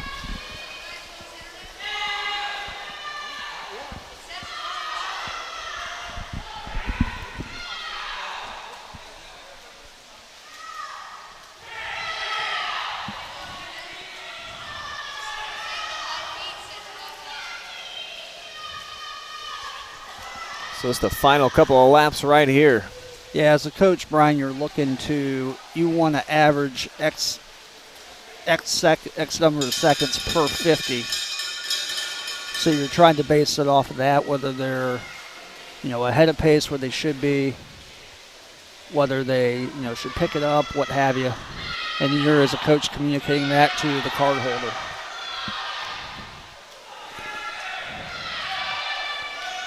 So Hannif with an opportunity for her season best if she can complete this last bit here. Wow. Yeah, smoking right now. She's going to be sub 5:35. Her season best at 5:32.8. By a long shot, too, dropping 8 seconds, Matt. To know that she just did that, she's not tapered, she's not in a suit. She has set herself up for a nice meet next Friday at Bowling Green. That's got to be a big confidence builder for her. And I see she's got a nice big exhausted smile on her face. McPherson coming in. 6:01 should get through. Manco, 6:06, that's going to be awfully close.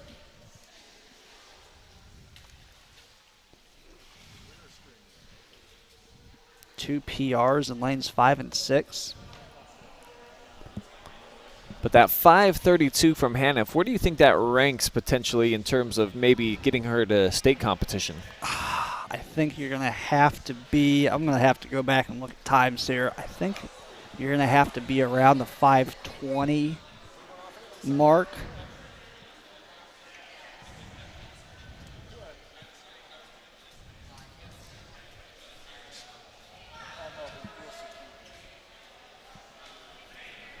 So both heats of the ladies 500 free now in the books. There's just going to be a 1 for the gentlemen. 5 competitors, 4 of which go to school in North Robinson at Colonel Crawford. The lone outsider is going to be Nathan Barr in lane 4, the sophomore from Galion. Top time belongs to Kevin Fike of Colonel Crawford. He's just a freshman. And he's got 3 junior teammates, Evan Price in lane 2, Simon Schenz in lane 1, and Caleb Chrisman, who is swimming, in lane number 5. So it's just going to be a big flock of eagles, all with the Tiger trying to chase them down, Matt. I did pretty good on my guess there for the state time in the girls 500. A 5:19.2 was the last time in last year. So she definitely still need to improve. But like you mentioned, not tapered yet. Still could put on the fancy suits. And we were talking about the suits earlier, and I saw your jaw kind of hit the floor when I said those are $300-400 suits, and they're good for about 3 or 4 uses. Well, right. Yeah, $100 per use. I mean, whew. Better be hitting a PR if you're going to drop that kind of coin.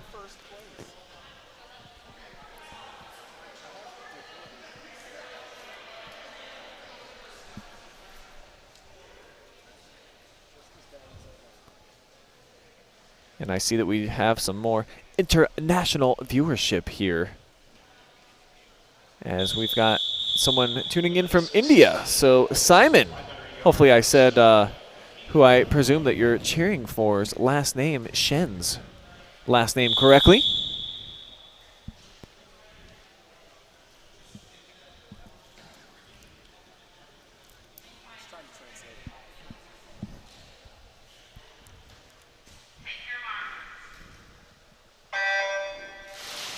As our boys hit the water here, Brian, last year was a wicked fast year in terms of the last time getting through. It was a 5:33.8 last year.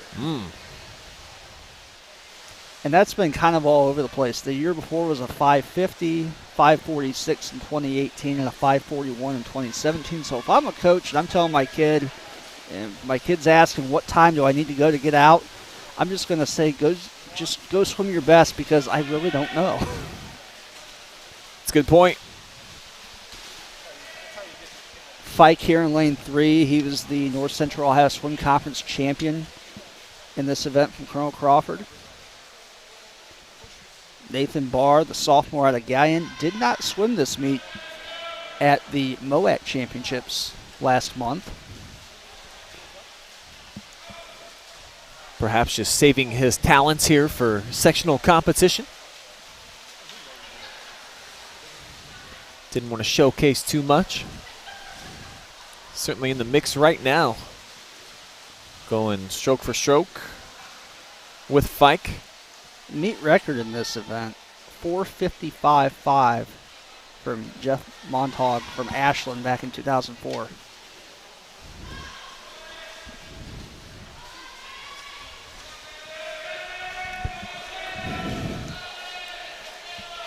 You know what I think would be fun, Matt? All these record holders that we have here at the sectional competition, I think we should have a throwback day. Get them all back here to Malabar. Let's see how their times stack up in 2021. I'll tell you what, I was talking, gosh, it may have been maybe 9 or 10 years ago now. I was talking to now Melissa Waters, at the time Melissa Stone, when she coached at Lexington. I think she was talking about swimming a 50 back, and she still went sub 30. Like, okay, that's just ridiculous. Like, you know, some people just got it, Matt. Just how it works. I imagine, well, you tell me, what percentage of these meet record holders you think would show up at Malabar and be similar in time, or maybe even sub time? I don't know. Maybe 0%? I would say 0%. It would be highly... Maybe Hannah Stevens? Highly unlikely. Maybe Hannah. Maybe your most recent graduates could show up and do that. Yeah, that's a good point. There are quite a few record holders from the 90s. Things that have stood quite a while here. It's impressive. Yeah, the record holder in this one back in 2004.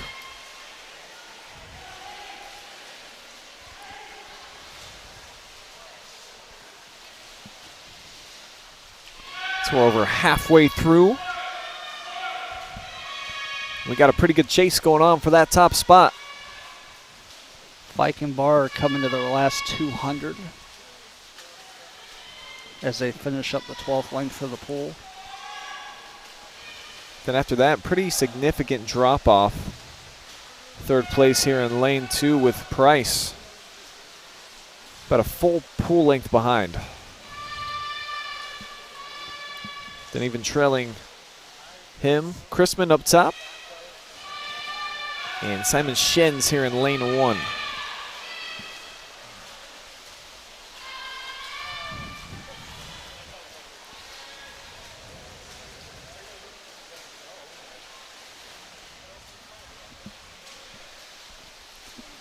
So the marathon continues here in the 500.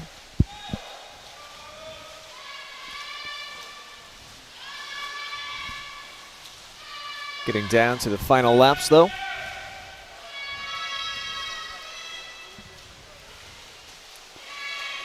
When Fike hits the wall here, he's going to have his final 100 to go. Seed time coming in at 5:43. He's about 34.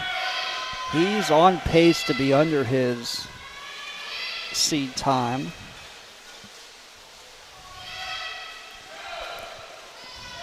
And Kevin's starting to pull away from the pack here as the freshman makes his turn for his final 3 laps.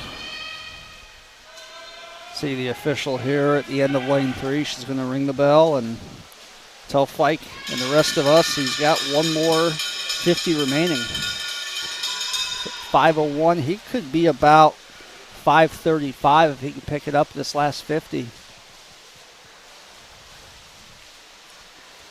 Barr's on pace for a PR if he can finish strong this last 50 as well.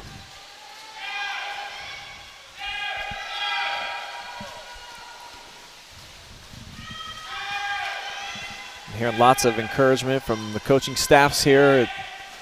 Of course, so unusual that you can hear every single It's not typical order. that you can hear that, yeah. 5:34 for Fike. That's a nice swim. Barr's going to come in with a season best as well. Yeah, 2 PRs by the top 2 finishers here in the 500. And those 2 times, they're depending on the year, those 2 times have gotten through before on the district. So those guys are going to be checking out the sectional results from all the other locations in the Northwest District. I'm sure it varies from year to year, but typically, where do we stack up here in our area, Matt? Do we have some of the top times usually, or? We hold our own. I mean, you look at the northwest corner of the state, there's a lot of fast swimming out of our district. But the Mansfield sectional is very well represented most years. Chrisman throwing a PR up there. Price as well. 10-second drop for Price there in lane 2. So Simon Shen's the junior from Colonel Crawford, the lone remaining swimmer in the pool. He still has about 50 seconds if he can complete this down and back to get his PR. His last split was a 48.9, so if he can do that, he's going to have a chance to PR for the season. And I know that he's got some international fans cheering him on our YouTube. So hopefully our dude can put on a show here, get a season best. He's got a touch in 10 seconds or less. Let's go, Simon.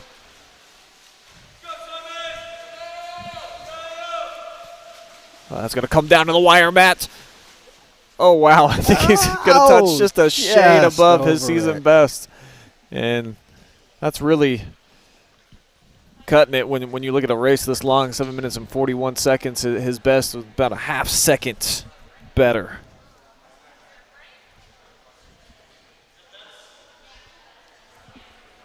So that is going to complete the boys' 500-yard freestyle. We only had one heat there. And so we're going to take another 15-minute break to allow some kids to jump in the pool and warm up or cool down or however they want to spin it. So we're going to take a commercial break. When we come back, put Travis back to work. We'll line up some interviews and get set for our final several events as we are making our way down the home stretch here of flight number 2 in the Northwest District Sectional Championships from Malabar. Stay tuned.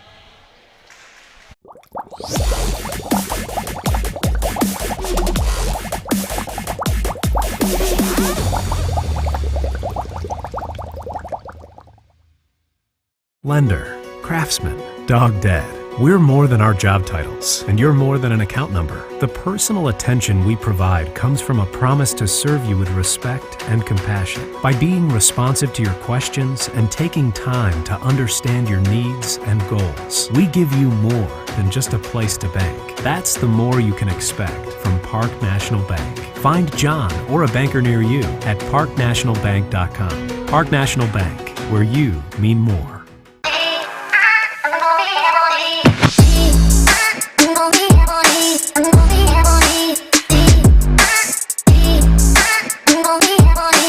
No paywalls, just live sports. Exclusively on the OH.Report.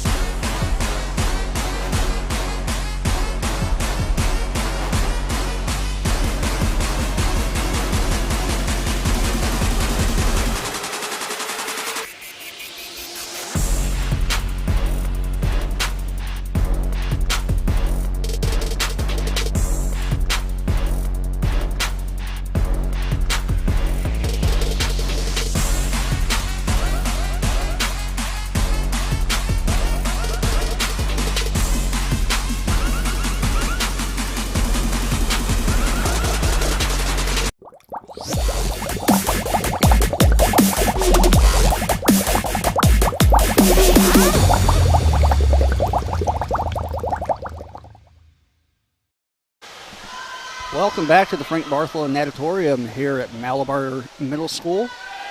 This is the first and only heat of the girls' 200 freestyle relay. In the pool, lane 1 we have Willard.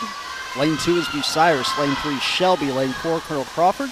Galion in lane 5 and Wynford in lane 6. Meet record in this event set 3 years ago by Colonel Crawford at a 142.44. Shelby in lane 3. They finished second in the MOAC in this event last month. Galion up in lane 5 finished third at that meet. In the North Central Ohio Swim Conference, Colonel Crawford won this event, finished followed by Bucyrus in second place. And as we look through the times here that have typically gotten out in the Bowling Green for districts, 151, 152. Last year was a little bit of a slower year. 155.07 was the time that made it out. As we got Shelby and Colonel Crawford running 1-2 here.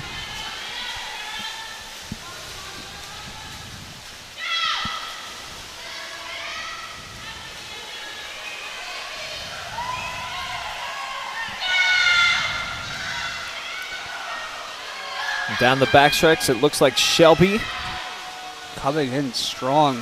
They're going to be... Yep, they're going to be the top dogs, followed by Crawford. A little under a second away from the meet record. Galion at 151.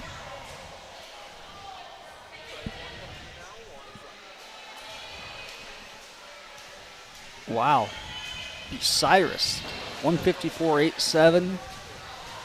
And Willard, 154.90. Those two times are going to be pretty close to getting out.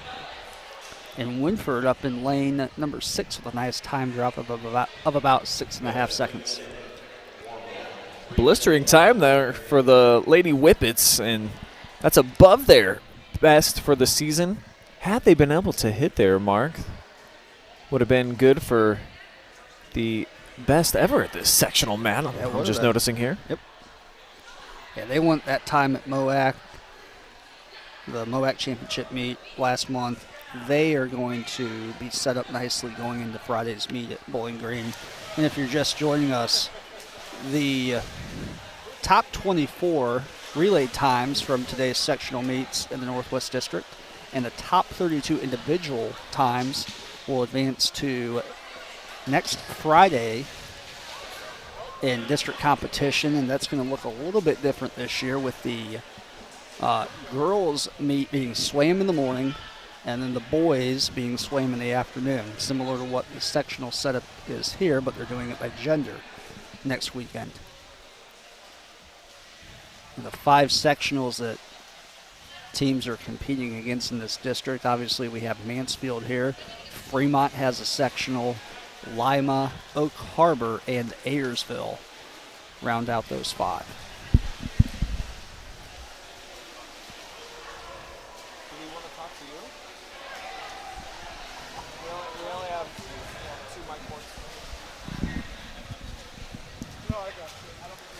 Actually, I like that better, breaking it up between the sexes, if you will. That way you know exactly what you're dealing with. You got all of your competition right there in the same room at the same time with you, so you can eyeball them and see what you're up against in terms of the times, and maybe even throw a little intimidation factor out there, Matt, because, I mean, for teams like Lexington who usually come here and do some big things at sectionals, you know, they didn't have the opportunity to have, like, their aura around some of these other schools, like the Galion and Willard, or you know, any of these other teams that are competing right here in this second fleet. So I think there's a little something to that. Yeah, I was, as the last break we were in, I was out in the hallway and heard a couple coaches talking amongst each other, and they just said this does not feel like sectionals.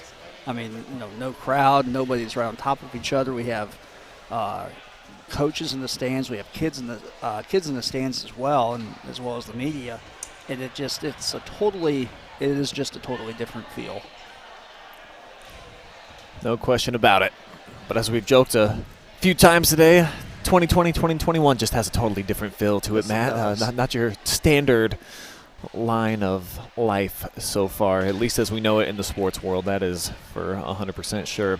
And one thing that we've talked about is as athletic directors in the last 11 months, the whole goal is to be able to get the kids to play, to participate. Sure. And every now and then you got kids teams who are in quarantine, but for the most part, kids have been able to compete this year, and that's the biggest thing for them.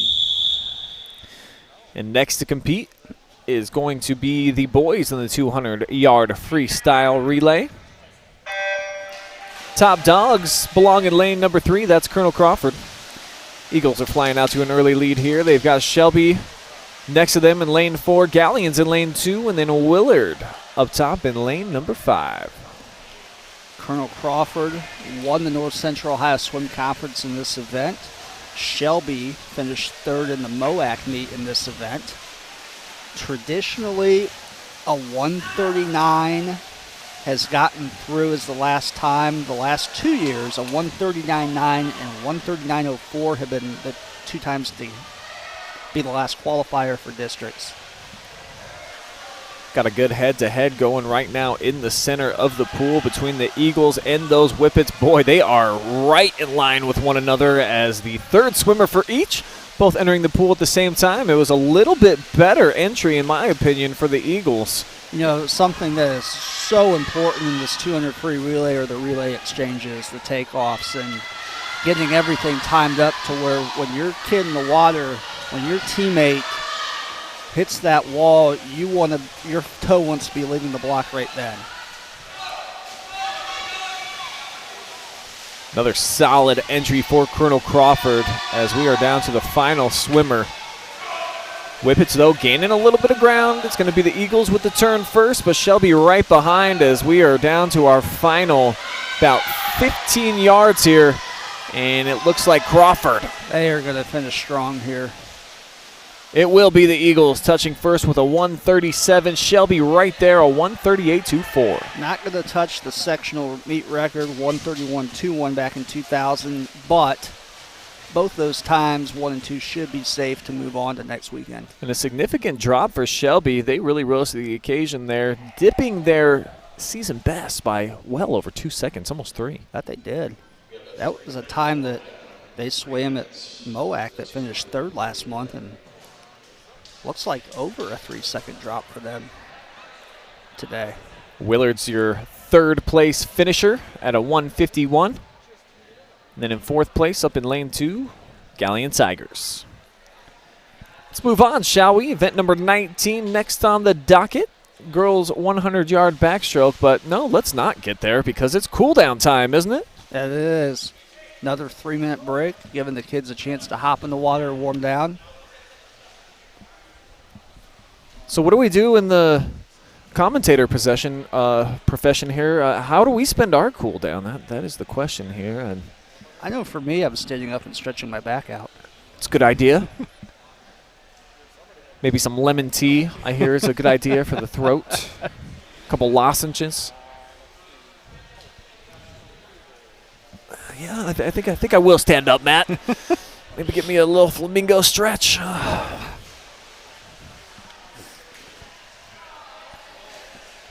We are getting down the home stretch here, folks. Let's see, just 1, 2, 3, 4, 5, 6, 7 events remain. So not a ton of action still remaining on today's swimming marathon here at Malabar, where we have been at it all day long, folks. This is flight number 2. The earlier session kicked off at 11 a.m. Saw the likes of Ontario and Lexington have the best performances in the earlier competitions, and we've had a little bit more parity here in the afternoon, but obviously Crawford, Shelby, they've got some pretty talented kids and been doing some nice things here, performing up to their caliber. Well, you got really bigger teams in the second half, or the second flight here this afternoon. Willard's got a good number of kids. As you mentioned, Shelby, Colonel Crawford, Galion. Saw Wynford has a decent number of swimmers as well. it does look like the lanes have been a lot more full here in this second flight. But, I was talking to you earlier, Brian, about the morning flight that got started at 11 and it ended by 2:15. That is not a typical sectional meet here at Mansfield. I mean, you are typically a 10 or 11 o'clock start, and it's a good 5-6 hour day. Kids have plenty of time to rest in between their events. I will be interested to hear what the kids and coaches have to say about having everything a little bit more condensed into a 3 hour and 15-minute window, with having the pool open for warm up and warm down. We have seen some people taking advantage of that today. Be interested to see what the coaches have to say about that. Haven't seen a ton of athletes actually take advantage here of the cool down period. So we just had an announcement to clear the pool with no athletes in there. Well played.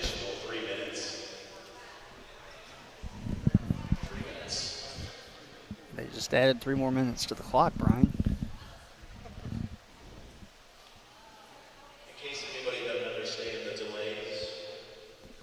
Well, if we're going to do a 3-minute delay, no sense in wasting time. We're going to take a quick commercial break. We'll be right back after a word from our sponsors.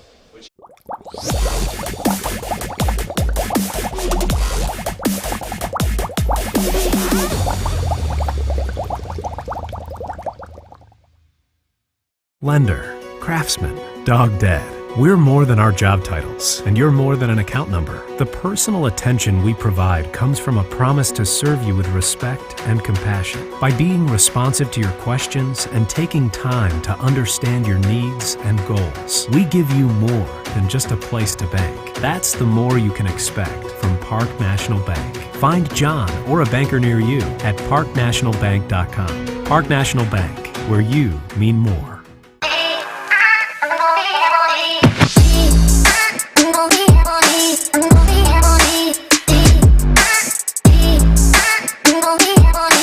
No paywalls, just live sports. Exclusively on the OH.Report.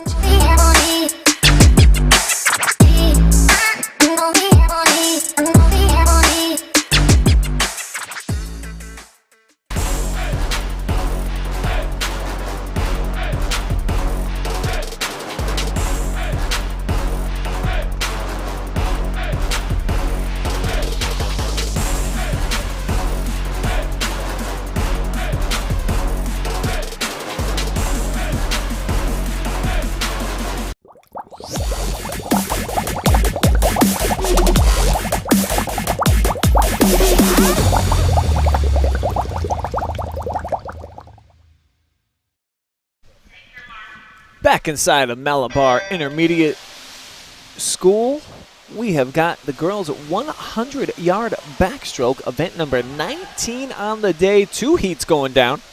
This is the first in a whole lot of W's in the pool right now. We've got 3 ladies from Wynford, all sophomores. Clarice Prenger in lane 2, Elise Filater in lane 1, and Mackenzie Tarbit in lane 5. And then Willard sandwich in between in lane 4, Haley Henry and Ellen Fox. Yeah, all Willard and Wynford here in this heat. As we see Ellen Fox get out to a good first 50, 36.7 going out. Typically, the last qualifier in this event has been 107, 108.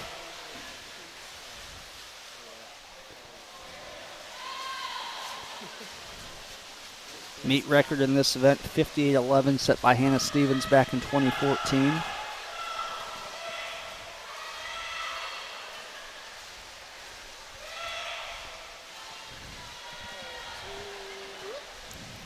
Lane 3 running away with the show right here. It's Ellen Fox. She's going to come in under her seed time. That's going to be a season best time for her. Excellent swim for the junior. That 1:21 time on the scoreboard is off. They'll get that time correct at the table.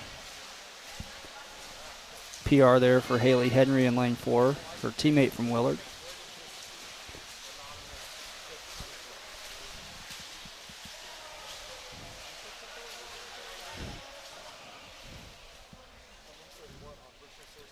So second place there, Haley Henry. Third, Tarbit in lane 5. Season best times there across the board for those girls. And surprisingly, in lane 2, Pranger finished in 5th as we get ready for the faster of the 2 heats. And the top dog here is a Lady Whippet, Raina Hoffman, the junior. She's going to be in lane 3. She is the MOAC champion in this event from last month.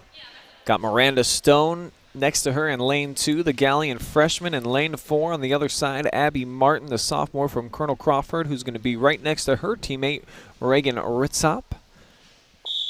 And in lane 6, Natalie Hankins. In the near side, Katie Kuhn, junior from Bucyrus, in lane 1. Abby Martin finished third in her conference meet in this event, 100 backstroke.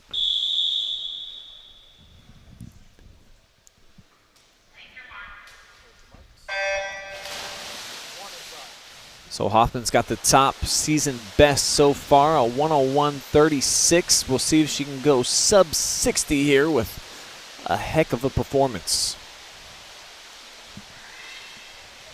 She's got the kick and turn first. It's a really nice underwater there by Hoffman.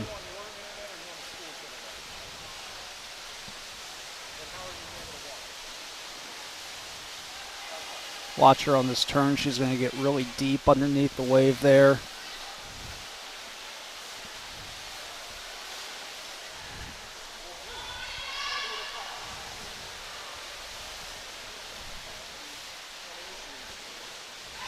A lot of distance separation here created by Hoffman.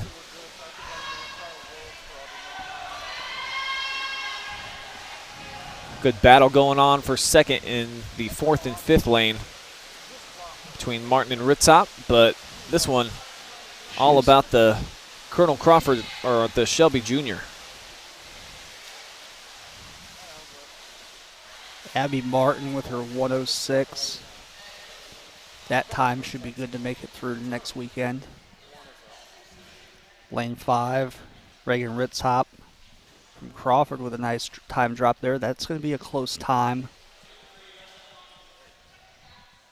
Lane 2, Miranda Stone from Galion, 108 low. That's going to be a close time to make it through the next weekend as well. Hoffman just a shade over her season best with a 101.54 there to take heat number 2. As we now prepare for the fellas. 2 heats as well for the boys in the 100-yard backstroke. 3 freshmen competing here. Have Chad Taylor in lane 3, Cameron Bond in lane 4, Nate Raybun in lane 5, and then the junior from Wynford, Daniel Curick, up down low in lane 2.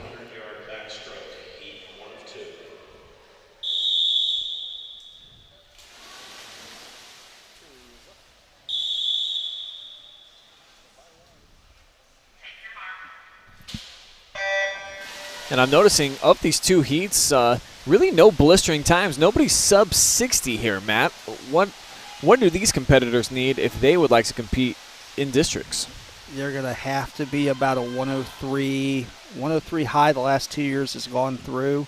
Right now, Josh Moore in the next heat from Shelby, he finished second in the MOAC meet last month at a 101.03. That time should make it in, but you're going to have to be around a 103 high to have a chance to move on.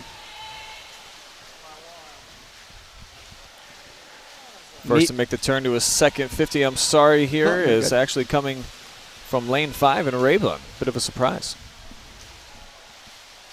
Meet record in this event, 54.4 by Stephen Rice back in 1996. Andrew Hathaway from Lexington just barely missed that meet record this morning in the first flight, going a high 54.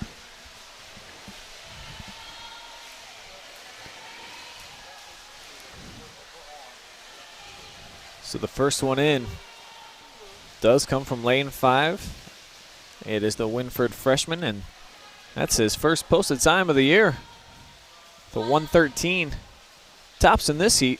Second place coming in lane 4, Cameron Bond with a 120. That's a PR for the freshman out of Colonel Crawford, Cameron Bond. And Daniel Keurig from Wynford, 139.18. That's a PR for him by over 5.5 seconds. He'll be happy with that.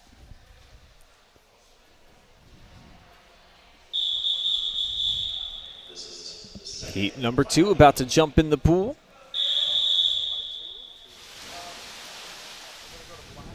Josh Moore, the #1 contender here.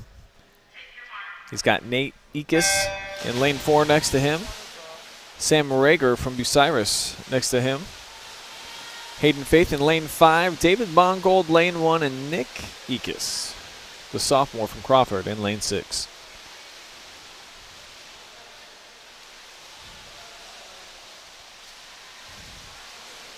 You really have a chance to save your strokes in this backstroke event, Brian. The deeper you can get on the turn, get underneath that wave, and get yourself a good dolphin kick. It looked like Moore might have missed the wall there at the 50, but he's keeping his momentum going.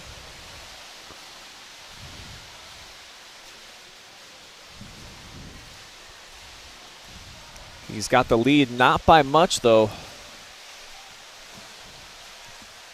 Nate Ekus is right there, but this is going to be Josh Moore coming in first with a 101.55. That time should be good enough to comfortably make it through. Ekus in lane 4 with a PR. That's going to have a chance to go through. 103 low, 104.14 for Sam Rager in lane 2 out of Bucyrus. He's going to have a chance to go through in that event as well.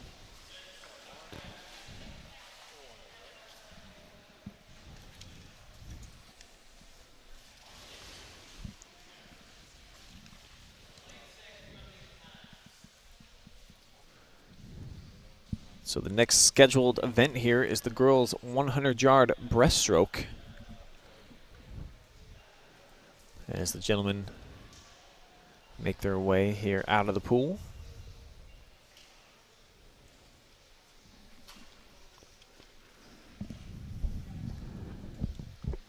And here come the ladies.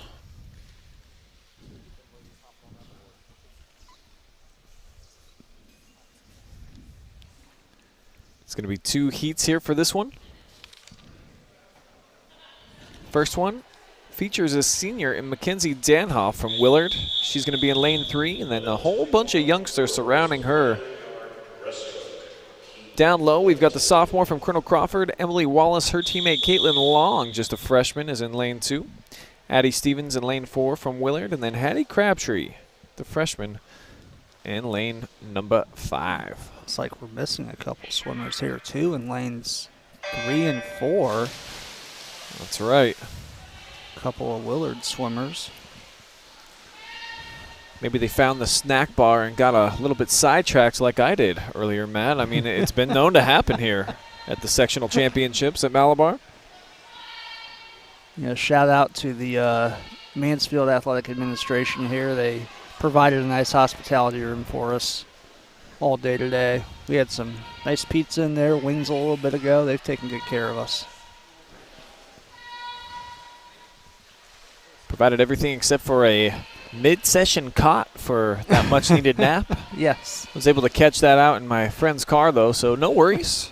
Everything has been provided for us today. Caitlin Long from Colonel Crawford looking really nice here. Her seed time coming in 131.7. She was out in about a 40 flat.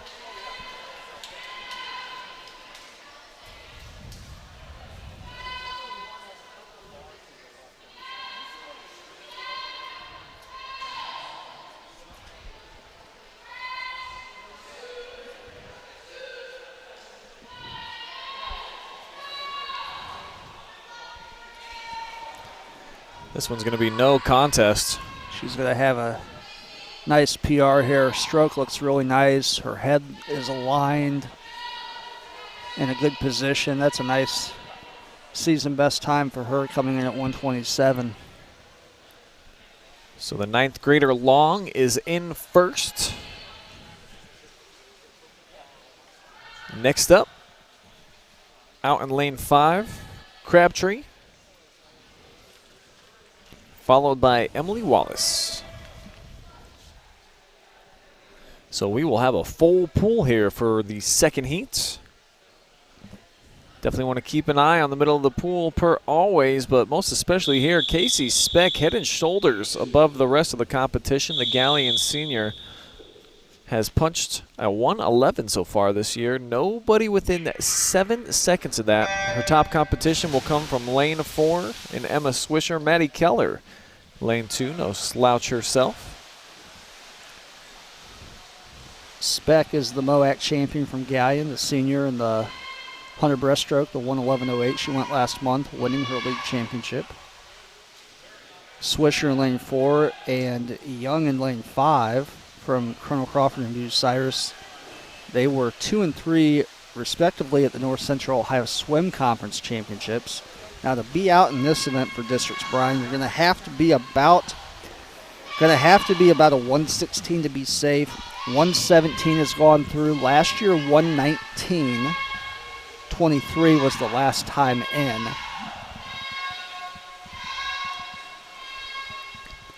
You see Speck just absolutely dusting the field. Some of these other ladies going to have to kick it into high gear here over the last 25 yards if they would like to move on, advance to swim at Bowling Green next weekend in districts. That was a nice underwater by Speck, and she really picked up her stroke rate in the last 25. I think she's going to be, I thought she was going to go under 110. She's at 110.47. Nobody else under a 117. Now the 117 out of lanes 4 and 5, Swisher and Young, that's going to be close as times that have gone through before. Again, just going to have to wait and see what the rest of the sectionals do. Brings us to event 22 now. Boys 100-yard breaststroke. Couple of heats. 3 competitors in heat 1 of 2. 2 of them from Shelby and Ty Cox and Blake Mutis in lanes 3 and 4. Cameron Bond be swimming in lane 2, the freshman from Colonel Crawford. For a guy to get out in this event, it has been pretty consistent in the last 3 years with a 110, somewhere in the 110 range, getting out to Bowling Green for district competition. The meet record in this event, 57.61 by Joshua Fate back in 2000.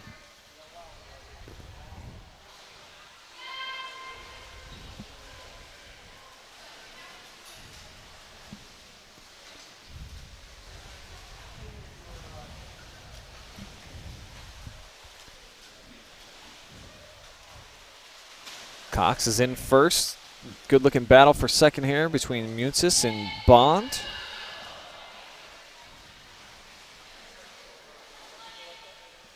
Bond coming in at a 120.86. He was 37.53 going out.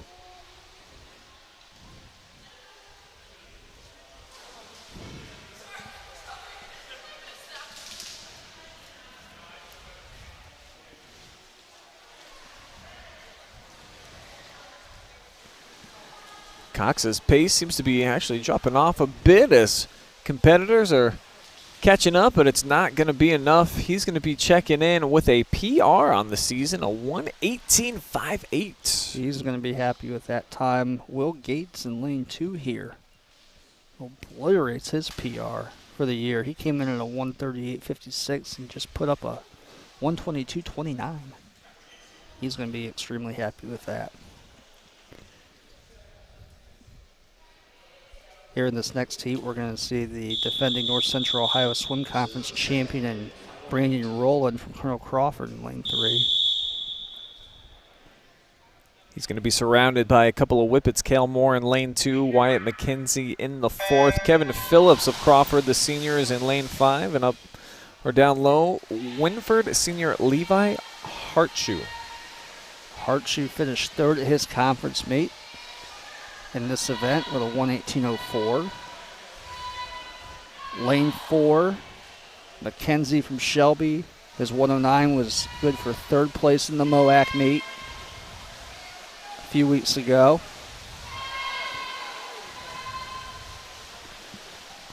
rolling out in 31:03. That's a nice first 50 for him.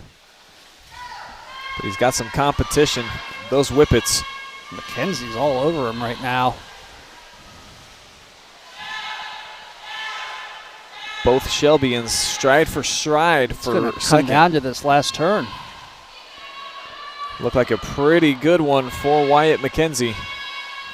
He closes the distance. Moore with a nice turn down here as well. Down the final several yards, and Roland is going to pull it out with a 106.68. That is his season best time.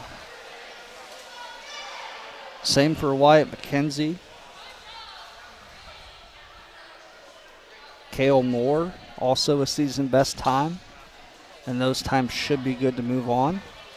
That entire heat, Hartshoe and Cox both swam season best times. Those guys will be happy with that.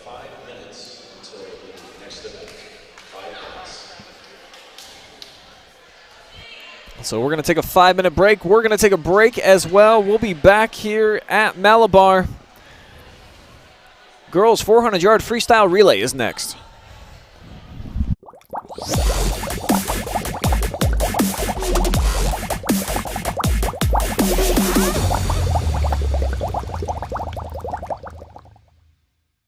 Lender, craftsman, dog dead. We're more than our job titles, and you're more than an account number. The personal attention we provide comes from a promise to serve you with respect and compassion. By being responsive to your questions and taking time to understand your needs and goals, we give you more than just a place to bank. That's the more you can expect from Park National Bank. Find John or a banker near you at parknationalbank.com. Park National Bank, where you mean more.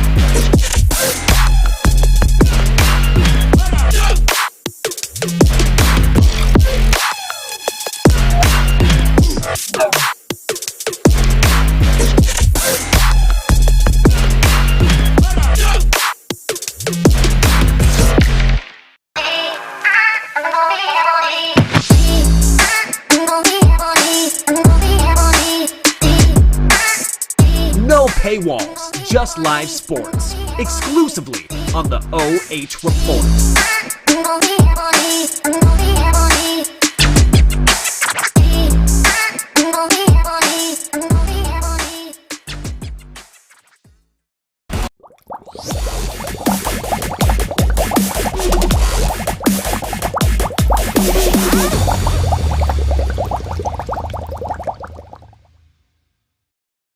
Travis Berardi back here at Malabar with Shelby head coach Troy Chipka. Coach, coming up on the final two events, just how you think the team overall has been doing? Yeah, they've been doing really well. They've been dropping a lot of time, which is great. It's especially great because a lot of the kids who are dropping a lot of time in these last heats are not necessarily tapered for this meet. The plan is to have them fully tapered for district or possibly even state. So I look forward to going to those two meets and dropping even more time. Now, for the ones that don't really follow swimming at home, what's tapered mean? So pretty much day one, you start building up more and more endurance. And then at the end of the year, you cut back that endurance. So theoretically, it should give you more energy because you're more well-rested. And it'll give you more energy to swim faster during your event. Thanks for clarifying that. This is a different sectional. It was split up into two heats of afternoon and the evening. Does that affect you guys at all, knowing that you aren't going up against Ontario and Lexington, maybe helping push your guys go faster, or is it just them with the mindset they just have to go against the clock? Yeah, that's a really good question. Knowing that we weren't with Ontario and Lexington was a big hurdle to overcome for our team. So we had a lot of talks of, you guys are going to be swimming these events and you might not have a lot of competition in the pool. So the goal is, it's going to be all on yourself to motivate yourself.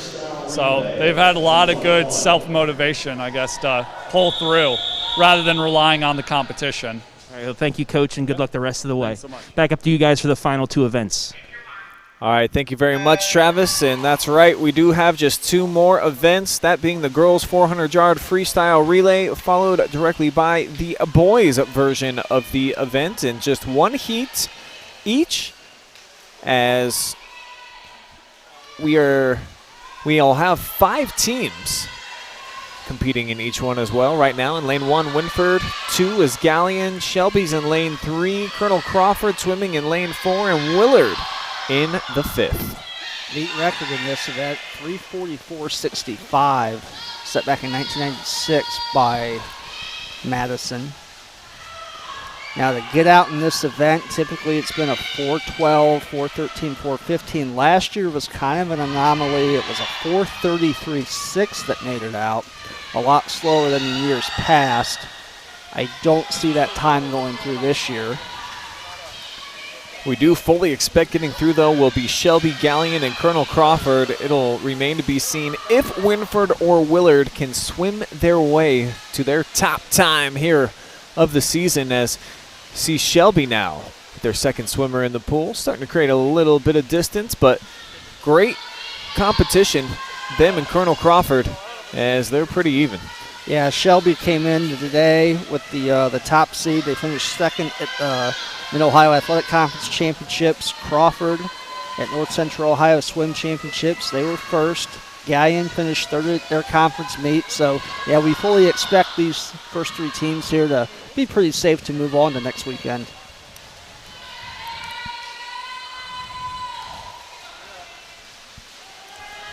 Just about here at the midway point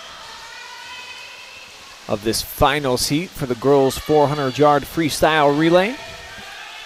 Shelby's third swimmer into the pool first, followed closely by Colonel Crawford, and then Galion in lane 2.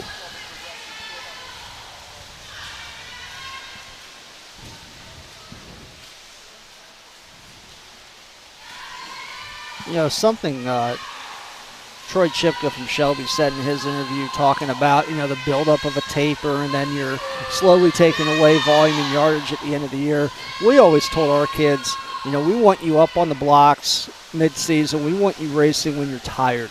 We want you exhausted every time you get on the blocks. That way, come into the year, when you are fully rested, you can go out and swim your fastest. If you can swim your fastest when you're tired, just imagine what you can do when you're fully rested. And a lot of times having the taper, a lot of it is a mentality. Solid point, Matt, as Shelby stretches out their lead by about a half pool length now. As we are getting down the home stretch, Whippet starting to run away with the final competition for the ladies here at the sectional championships. They've had a phenomenal afternoon. That they have. They're going to have quite a few kids go through and get quite a few swims next Friday up at Bowling Green. Final 50 yards for them. Galion along with Colonel Crawford at neck and neck for seconds.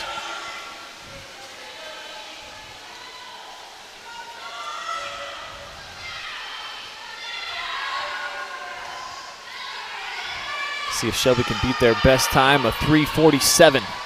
Gonna have to get there in a jiffy though. Going to be close.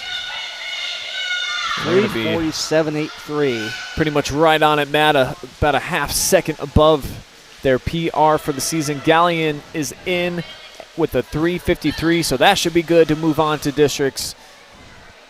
And in third place from lane 4, we've got Colonel Crawford pretty much right on their season mark as well with a 3:55. First 3 relays under 4 minutes. That's 3 very impressive times. You know, Brian, I'm looking here. The last time to qualify for state last year in this event was Chagrin Falls going a 3:46.8. Shelby already at a 3:47.8. If they can continue to maybe drop a couple more seconds next week at Bowling Green, they could be punching their ticket to Canton in 2 weeks.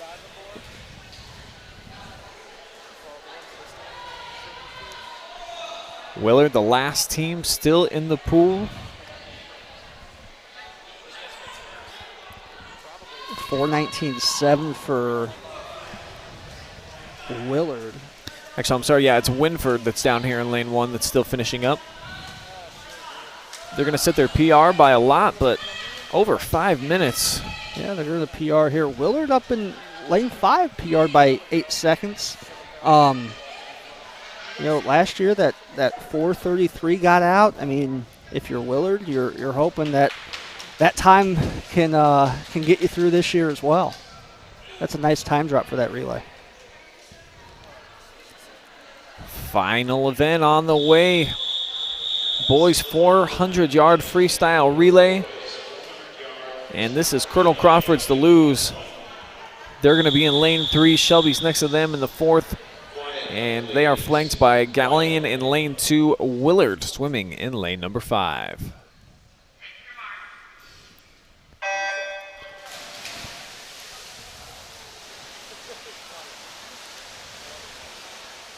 Last year, a 3:54.03 made it out to Bowling Green. The year before that, though, a 3:45. So there's really no consistent time that you can look at and say, we have to go this to get out, unless you're going to be under 3:45. I think if you're under 3:45 in this event, you're safe.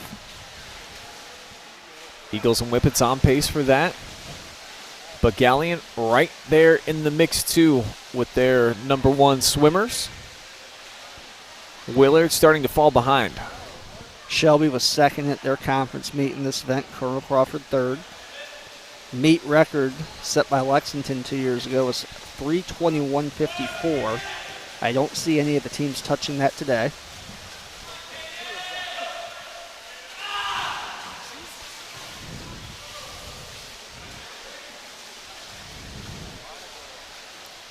Crawford with a slim lead right now. Whippets in second. Tigers in third. As this is swimmer number 2 of 4 in this relay. Shelby covering some ground, though. His turn at the first 25 looked really nice. He got deep under the water and had a nice breakout kick that first 25.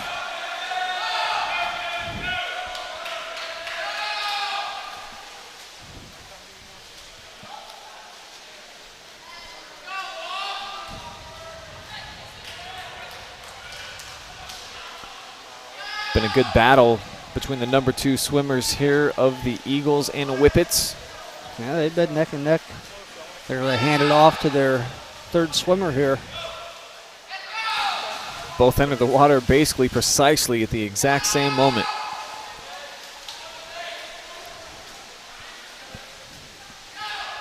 Tigers now about to get their 3rd swimmer in the water. Willard about to get lapped. They did get lapped.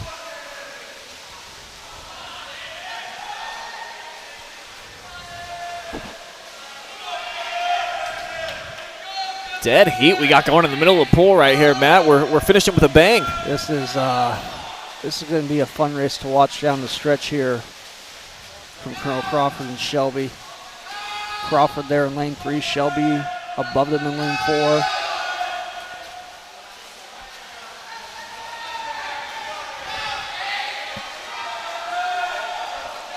Slim advantage right now in favor of CC.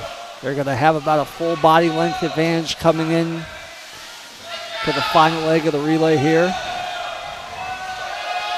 So this is it, folks. The final 100 yards. Galion's 3rd swimmers coming in here. They're going to hand off to their last swimmer. Shelby has trimmed the gap in about half. Got about only a half a body length lead now. It was a full body length when they both hit the water to start.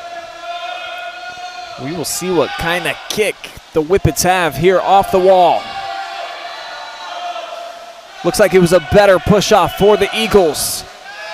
Flying their way to the sectional championship as Colonel Crawford showing a little bit of burst here at the end as they're going to check in at about a 3:47. Shelby coming in, shaving off time from their season best, 3:50.65, 3:50.69 it looks like. Again, that's going to be a very close time to make it out. 2 of the last 4 years would have made it through. So I can guarantee you, Brian, a lot of these coaches, when they leave here today, they are going to look for sectional results from Lima, from Ayersville, Fremont, and Oak Harbor, and see where their kids stack up as a chance to move on to next week's district competition at Bowling Green. And certainly teams from those surrounding sectionals going to be checking up here at Malabar to see what the results are of our competition that is now in the books as Willard touches in. And that is going to do it for our coverage here today of sectional championship swimming from Malabar. I want to thank everybody that helped make today's live stream possible, including Park National Bank, your exclusive sponsor for today. Blake Phelps was running our up top camera. We had Jory Hollenbeck running camera down below. Travis Berardi was our sideline reporter. Adam Thompson directing and producing today. My name is Brian Skowronski for Matt Wade. Want to thank each and every one of our viewers for tuning in on Facebook and YouTube and say so long here from Malabar. We'll see you next time.